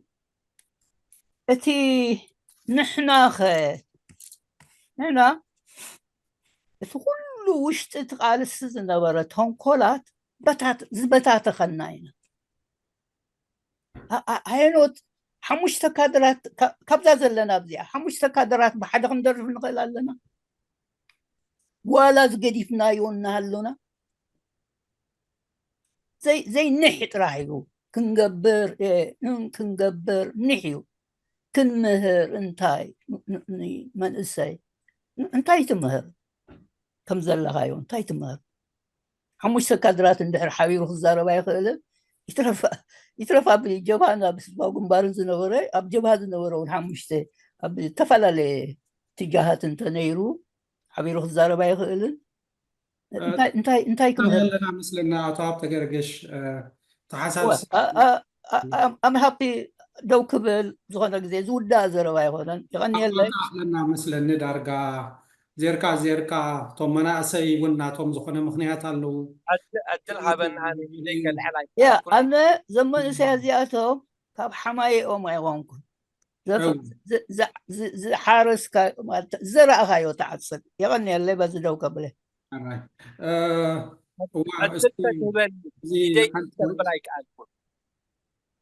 سمع كم زعان توي زي قال حد منيخا جي ام كسمع اي كالكون ايديك العلاي كالكون بلالو سالسا يخون مالك هدلك بكا هدلك بكا حراي هو سيو نا اتو هابتا قرقش دارقا حزنا لنا تا ملخت مسلني ابز غربا معلتات من اساي كلخا تزارب كايو فيديو يرئني را مسلني حراي ابتا نيكست ماركن كي تقفحنا تسفى لدت نابخا خمس امو جي ام شعو تسقع كنود عينا دحريبو اتصل اوكي الله سمع له هذا سلام سدرا خمل لهم مجمريا انا بحق العلم مسغانا بزيك العالم ني مجمريا غزي انت بالكور ساتف له حق ايو بزخونه صلى يوحنس قدام يدويلو زخاخرني لمون اتطن حمالتيو بزخونه ثانك يو نتي كل زغبركم مصاري انت يا خل بحاطيرو اب كلتا مقلو تحاده متان بتطبق هنجمر بتي معالتاوي بتي تايمينج وايس مالته ابتناي محجاز بصتنا وقات حارنت ناي كسلام مالتيو نصحيه محاري اب شيكاغو سلالو خاني $300 كسديه نصحيه بس تجمركم فت مالك بعصيرو كاو مصالون بزيك العالم حدا خبط مسرتي نايت محبر تحتي جغنا تسفاي خلص نبركو እቲ ማሕበር ክመስረት ከሎ ሲ ብፍላይ እውን ናብ ናይ ትግራይ ሓይት ዝነበረ ይኮነሲ ናይ ኣካላዊ ብሕማም ይኹን ብኩናት ዕላማ መጅበገሲ ነቶም ኣብ ኩናት ሓርነት ተሰንከሉ ዋላ እንተነበረ እንኮላይ ኣብ ህዝባዊ ግንባር ይኹን ኣብ ገባር ደጋጠመ ባህርያዊ ስንግልና እንተልዩ እውን ኣካል ናይ ማሕበር ዝኾኑ ድብል ክምስረ ኮልና ከዚና መስርትና ማለት እዩ ስለዚ እውን ከም ሓበሬታ مسكرني حبرتان كيف بدنا ما تحصيرو كالاي حتى حربنينات بزمتكات زي العالم وال حربنينات حدا امري برت عاد قطر حيكون حربنيا كوينونا يفلطني اكوادا قدم برت معطاقيو حربنينات دبقس دبسل لام حنقول كما كيف حصيرو راي مهاتما غاندي حربنيا ايو مانديلا حربنيا ايو مارتن لوثر كينج حربنيا ايو مادر تيريسا ون حربنيا بترا تاريخ ማለት አላማ ስለዚህ عبد القادر ابننا مصينا ون عبد القادر كبير ون حربنيا ايو برت يعتق نيرو راس سم كلهم ابواتنا حربنيا هاتين بحصير ማለት بحصير ስለዚህ حربنيነት بعلها تقبلوا امرني حسابني ኣብ ሓንጎልካ ሰላሲልካ ከኣኒ ክትግብሮ ትዳለወ ወልዳ እምበሪ ሓደ ድህበካን ሓደ ካድ ነፍትገልካን ኣይኮነን ስለዚ እቲ ኣምር ናይ ሓርበኛ ዝበሃል بزي قال عالم دكاتعن دماغتون كم زي كونه كن سامع على زلنا نطبخين سمعني مزتا حيزه ابتما كرون ناقات امسي ابوي ولد مريم حربኛ ቦና ማለቱ مسموتو اما قبر حربኛ تقبيرم አጋጣሚ ብድሕሪ ኸኣኒ አቦይ ፍስሓ ጋንዲ ባሻይ ፍስሓ ጋንዲ ኸኣኒ ካብቶም ሓርበኛታት ኣቦታትና እዩ ናይ ቀደም መይቱ ሕጂ ኣቦይ ደው ኢለሉ ባዕሉ ጉሂዩ ምክንያቱ ሰንበት ናይ ስድራይ ክገብር ቴሌፎን ድወል ስለ ዝነበርኩ ነስመራ ኣይ ጉሄን ተስፋ ወደ ኢልን ይሄ ተመልክወስ ኣቦኻ ባሻይ ፍስሓሲ ኣብ ፀዓት ዝጋ ከይዶም ተቐቢሮም ብምንታይ እዮም ባሻይ ፍስሓ ካብ ኣቦና ወልደ ማርያም ንእሱ ኢሉ ዝስምዖ ገሊፁለይ ማለት እዩ ብሓፂሩ ስለዚ ሕጂ ሓርበኝነት ሓደ ፈትዩ ድህበካ ሓደ ከዓኒ ኮርዩ ነፅገልካ ደይኮነስ ባዕልኻ ብሂወትካ ብእምነትካ ብራእይኻ ትሰርሖ እዩ እሞኒ እዚ ክንሰምረሉ ዝግባእ ነው ከይስማዓን ማለት እዩ ንሓራይ እውን እቶም ኣብ ዘለናያ ዘመን ንሓርበኝነትን ንሃገራውነትን ድህቡና እንድኸሉና ዘለው ጉድእ እንዳበልካ ያ ተስፋለት ሓራይ ኩዳልካ ድሓነ ድቡና ደለው እውን ተደሚርና ክብልዎም ከለው ደጣቕዑ ተኣሲሮም ክብሉ ከለው ደጣቕዑ ተዓሪቕና ክብሉ ደለው ደጣቕዑ ጨዊና ክብሉ ከለው ደጣቕዑ ስለ ዝኾነ ሲ ኣብ ከምዚ ዓይነት ክስታይ ክንኣትዩ ኣለና ፀገም ግን ኣበየሎ መንእሰያትና ብሓፂሩ ተስፋ ምቁራፅ ኣሎ ከምዚ መንኻ ክብሎ ፀንሐ ተስፋ ዝቆረፀ ከዓኒ ኩሉ ግዜ እንታይ ዝገብር ኣስተማሳሊ ይትኸውን ንዓይሲ ዋት ኢዝ ኢን ዜር ፎር ሚ ድብል ሕቶ ይመፅእ እሞኒ ንዓይና ፅነስ ኣቦይ ተሰዊኡ ሓወይ ተሰዊኡ እዚ ናይ ግፍዕን ናይ መከራን ናይ ሰሓራን ናይ ስደትን ኮይኑ ስለ ዘሎ እዚኣቶም ሸፋቲኦም ተበልና ከም ሕርቃን ክንሪኦ ይኮነና ምክንያቱ እቲ ምስጋር እቲ ትራንስፎርሜሽን ካብቲ ናይ ቀደም ሓርበኛ ወለዶ ናብቲ ሓድሽ ናይ ሰላም ተረካቢ ወለዶ ክኸውን ዝግብኦ ብጉቡእ ስለ ዝተመሓላለፈ ንሕና እውን ናይቲ ሓሜት ኣካል ኢና እሞኒ ከመይ ገርና ነዚ ስነስርሓዮ ድብል እዩ ብዝተረፈ ከዓኒ ኣብዚ እውን መንሽማ ስለ ዘላ ዝኽብራ ሓፍተይ ፊኪ ስለ ዘላ እንተ ደኣኒ ክኪ ሰብኣያን ደይስውኣትን ደይ ሓርበኛታትን ኮይኖም መን ዳሞ ሓርበኛ ብረዳዕ ጠቐ እቲ ሰልፊ ዲፈረንስ ዝኾነ ሲቪል ኮ እዩ ቀንዲ ሓርበኛ ስለዚ እቲ ሓደ ብደይቲ ሓደ ክነብር ስለ ዘይክእል እቲ ሓርበኝነት ነቲ ኣሚኑ ኩሉ ነገር ዝገበረ እኳ ደኣኒ ሞር ሪስክ ከም ዘለዎ እንዳፈለጠ መከላኸሊ ነፍሲ ደይብሉ ሲቪል ኮይኑ ዝተቃደለን ተዋገን ደይኮነስ እንኮላይ ኣግማልናን እድጉናን ሓርበኛታት እየን ቴንክ ዩ ሓራይ የቐኒየልና እቲ ግዜ ከይድ ስለ ዘሎ ሕጂ ኢትኩም ተዘልዒልኩም ፅቡቅ እዩ ምክንያቱ ክንዓፅዋ ከምዚ እንድሕር ኢልና ክንሕድር ኢና ፀጋ ናባኺ ብሕፅር ኣብልያ ፕሊስ ፀጋ ኣነ ሓፃርያ ብዙሕ ክዛረብ ኣይኮንኩን ብቀዳምነት ይቐኒልና ነቶም ኩሎም ዘቕረብኩም እቲ ምዝካር ንባዕሉ ዓብ ነገር እዩ ኣነ እቲ ሓንቲ ነጥቢ ክዛረባ ደልየ ዘለኹ ግን መንእሰያትና ሸፋቱ ብሉና ንብል ኣለና ዓሰርተ ግዜ ተስፋ ቀቢፅነትን እቲ ንገብሮ ዘለና ድሕነት ነፃነት ብርሃን ስለ ዘይረኣዩ ስድሮኦም ስለ ዘይዓበዩ ብዙሕ ሽግራት ሓሊፎም ብሳሃራን ገለን ስለ ዝመፁ እዩ ግን ከዓ ኦነ ፖዚቲቭ ኖት መሓረና ኣሎ ብዚ ንመሓረና ኣብ እግሩ ተደፊኦምን ሪስፐክት ሂቦሞ እዮም ክብሪ ሂቦሞ እዮም እዚ እንታይ የርኤካ እቲ ተሓሳስብኦም ንቕየር ከም ዘሎ ንርአ እቲ ሽግ ናይ ቃልሲ ሒዞሞ ክቕፅሉ እዮም ሕጂ ጥራይቲ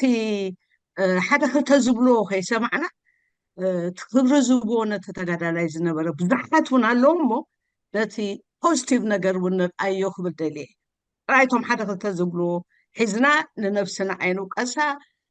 ተቃሊስኩም ኢኹም ኩልና ኣብዚ ዘለና ተቃሊስና ኢና ምእንቲ ነፃነት ሕጂ ከዓ እቶም ደቅና ደቅና ከዓ ንቅድሚት ክደፍኡ ከነተባብዖም ኣለና እቲ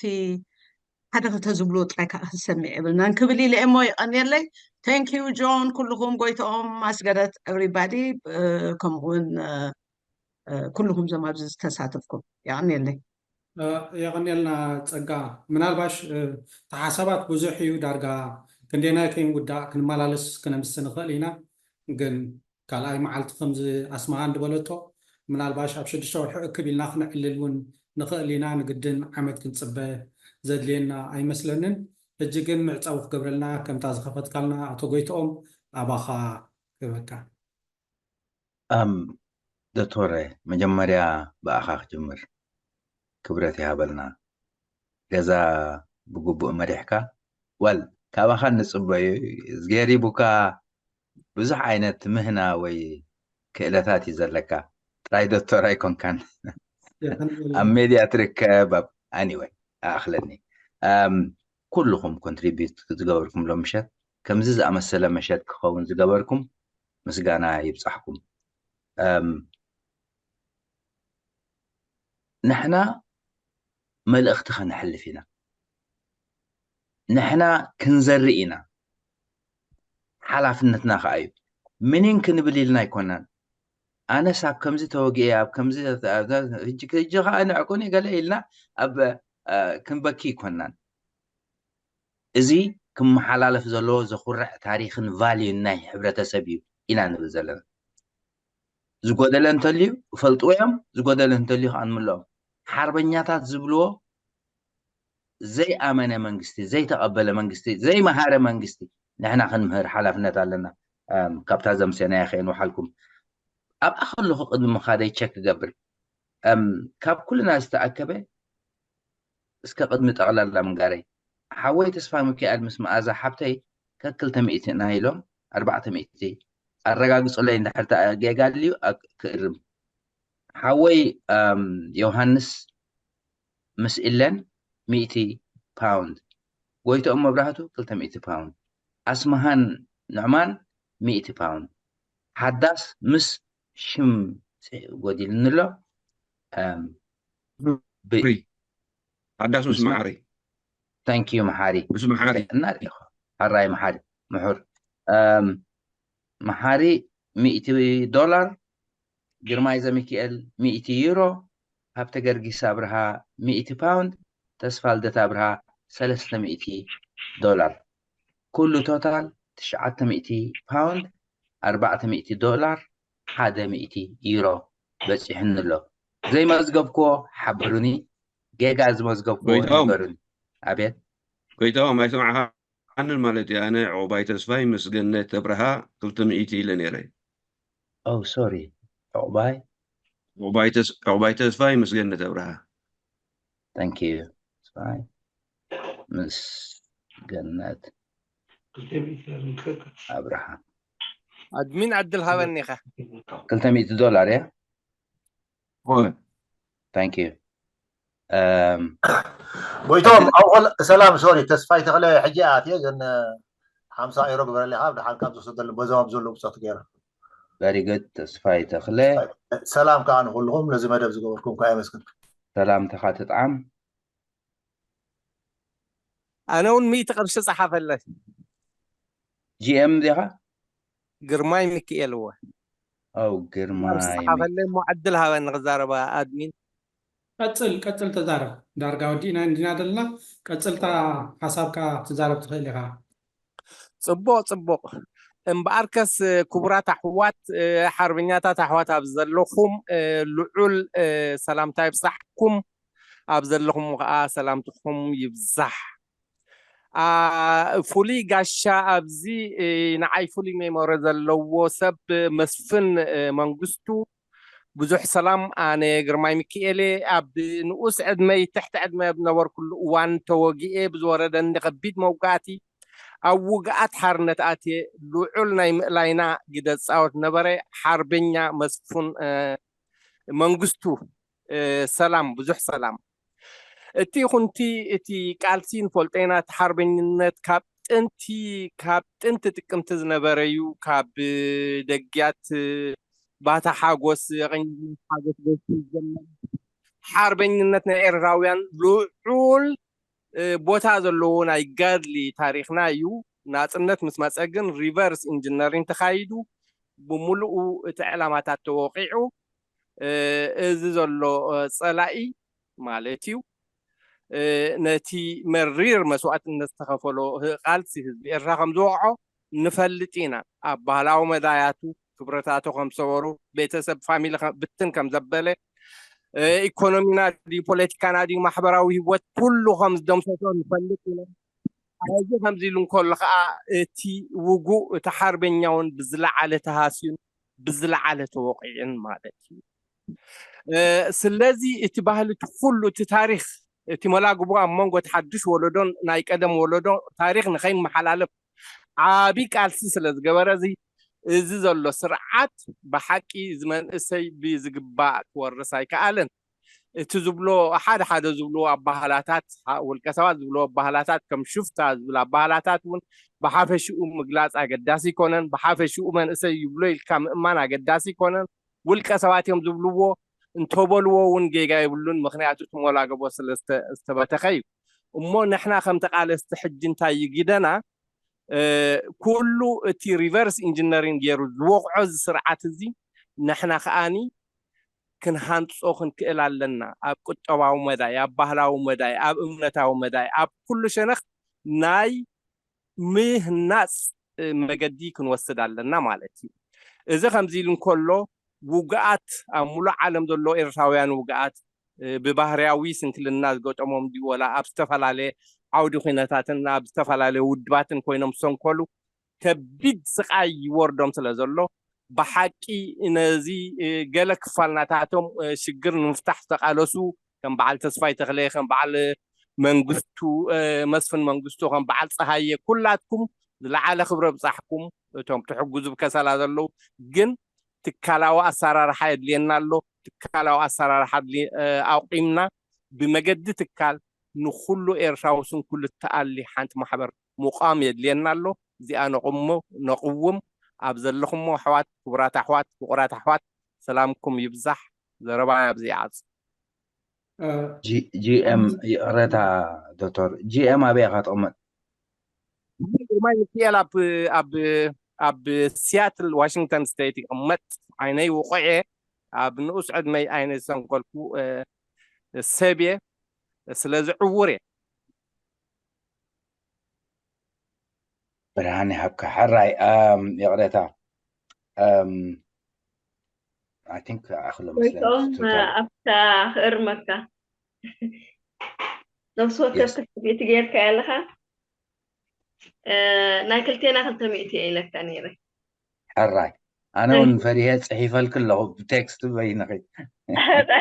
قويتم اسمع قويتم هو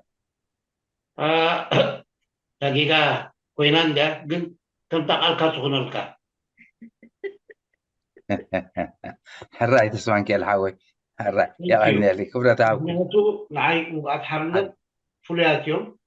سلزي 400 خوينان الكلوا كبرة تعبكم يا غني لنا حتى شاي كون نكسب شحز خفلكم من ديهم يا غني لي يا غني لنا نقولنا أكون دوم حراي اوكي دكتورة أنا أسأل كيا خناوي أنا أسفي هيا الله بركة الله كفو قويتم حوي مزرعة يكون مخفالي مزرعة يكون أوكي أما يشتغل اللحظة أغريبة هو يعمل اللي دحين anyway يعني جماعة كراسون كلها ترجع عملت كان قبل عندنا قلت صفي أو منارلو صفي كمنارلو هم قلت من 100 باوند سجزال يوهانس alright thank you صبوا ملس thank you زحوة اوكي كبرت هاب اوكي ما كابزو عالكم وخينا قد ذا حجي كم زعما سلا أدل كالي كنركب تسفى نقبر كابزا إيدنا درارهم دحار جي ام تكال كم زلو كحبركا ناي أكال سقومان تكال بكبور أو تسفاي تخلصقي كم ناي كبرت أبو زفلت محبر بسالو أخاز جمران زقومن تكال أو ملكع زحازة مانجمنت زلوه بخسلان بأوروبا أمريكان زكايد محبر الله سلازي خنا أفلتو خاطره thank you بتعمل دسيبل جن نوتم ناي كسلا زلو راح يزو كل نخل سنكلان ابز خونه يكون ودب سنكله نساون نخل يا تحت خاب تعمل صبغتي خبر عدل تبان لها اذا محبر نبلا زلنا ود باي تفلي هايمانوت يتفلي ادمي يتفلي نسنت يتفلي ابينا يود سنكيل كا يتفلي thank you اما بونت حنتي أيكوسخني كاب بزين لعل خن حزاكم أي جبعناني كبرتنا أنت حلينا زي فاليو ذو زلخ خبرت نحنا ونكبراتنا نخون بدحرنا مسؤول سوء جزء على سوزلون تخبرتي كرخبو صبوي أما أبزي خدمدم حوي يوهانس أوكي مسفن go ahead please mute على mute unmute yourself كبزح يكون أول ጎይቶ መብራህቲ ወዲእዎ እዩ ግን ከይተዛረብኩ ሓልፍ ለ የቐኒልና ድሓን ንኸይድ ኣለና ሕጂ ከዓ ሞር ድፊት ሂብኩምና ስለዚ ድሓን ኣለና ኩነታት ከዓ ናይ ኣካለ ፅጉማን ፅቡቅ ኣሎ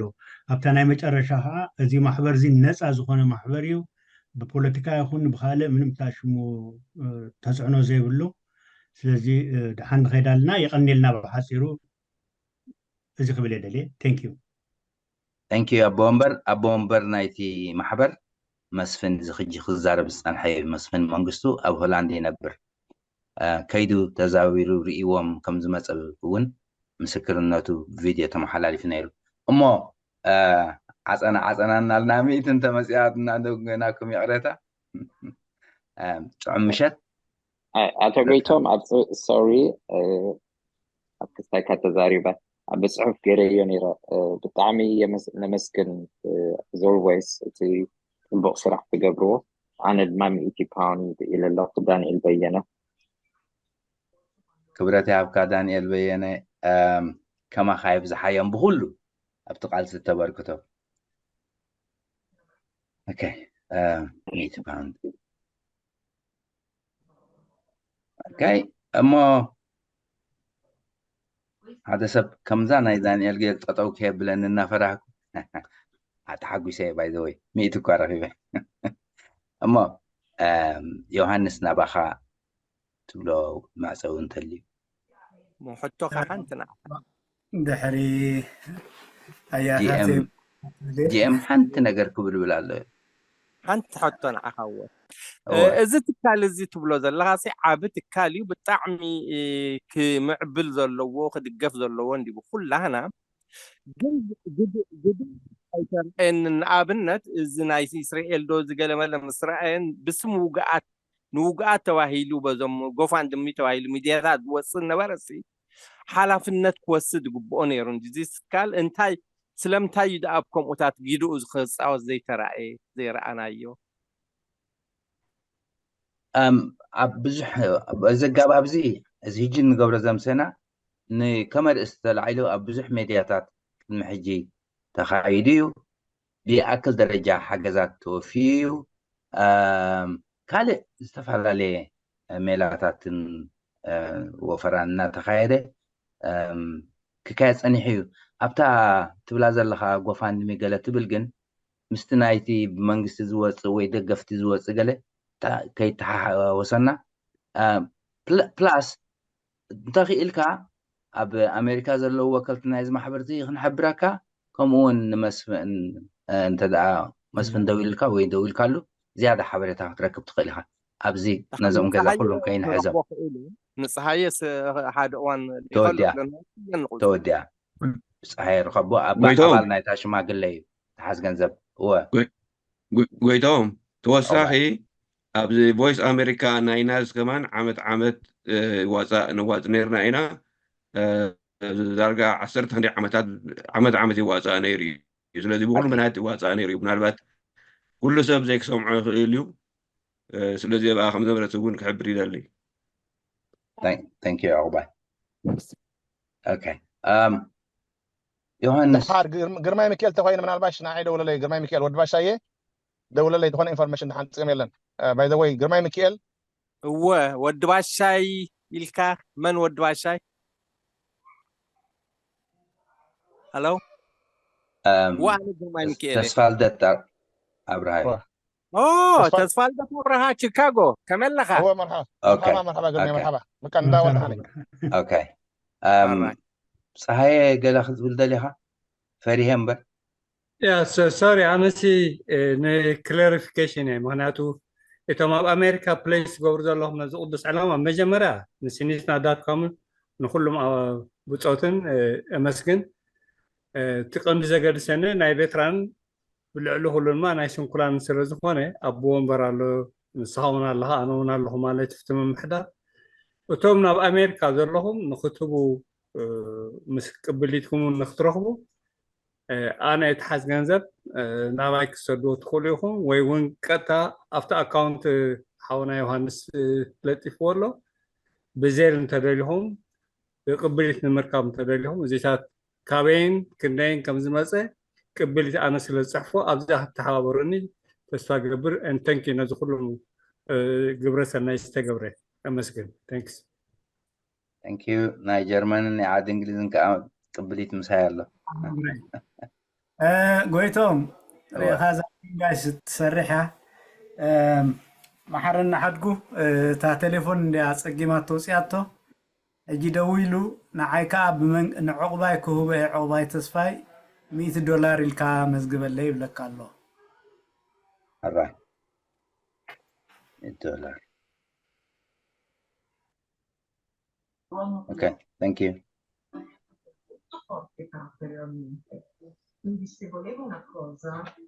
ኣባኻ ትብሎ ካልእ ይብልካ እንጂ ዮሃንስ እሞ ክንድምድም ምናልባት እንታይ ኩሉ ኢልኩሞ ኢኹም በአጋጣሚ ናይ መዓልቲ ሓርበኛታት ኢና ሕጂ ነዞም ስኩላና ዘኪርናዮም ግን ከዓ ኣብ ስኒትና ኔትወርክ ዳርጋ እንተዘይተጋጊ 2-3 እዋን ፍሉይ ናይ ኣካል ስንኩላን መደብ ጌርና ነርና ኢና ሕጂ ንዕወታት ኣሎ ንዓይ ናይ ኣካል ስንኩላን መደብ ጌርና ነርና ኢና ኣብኡ እውን ሰብ በብዓቕሙ ወስወስ ይብል ነይሩ እዩ እሞ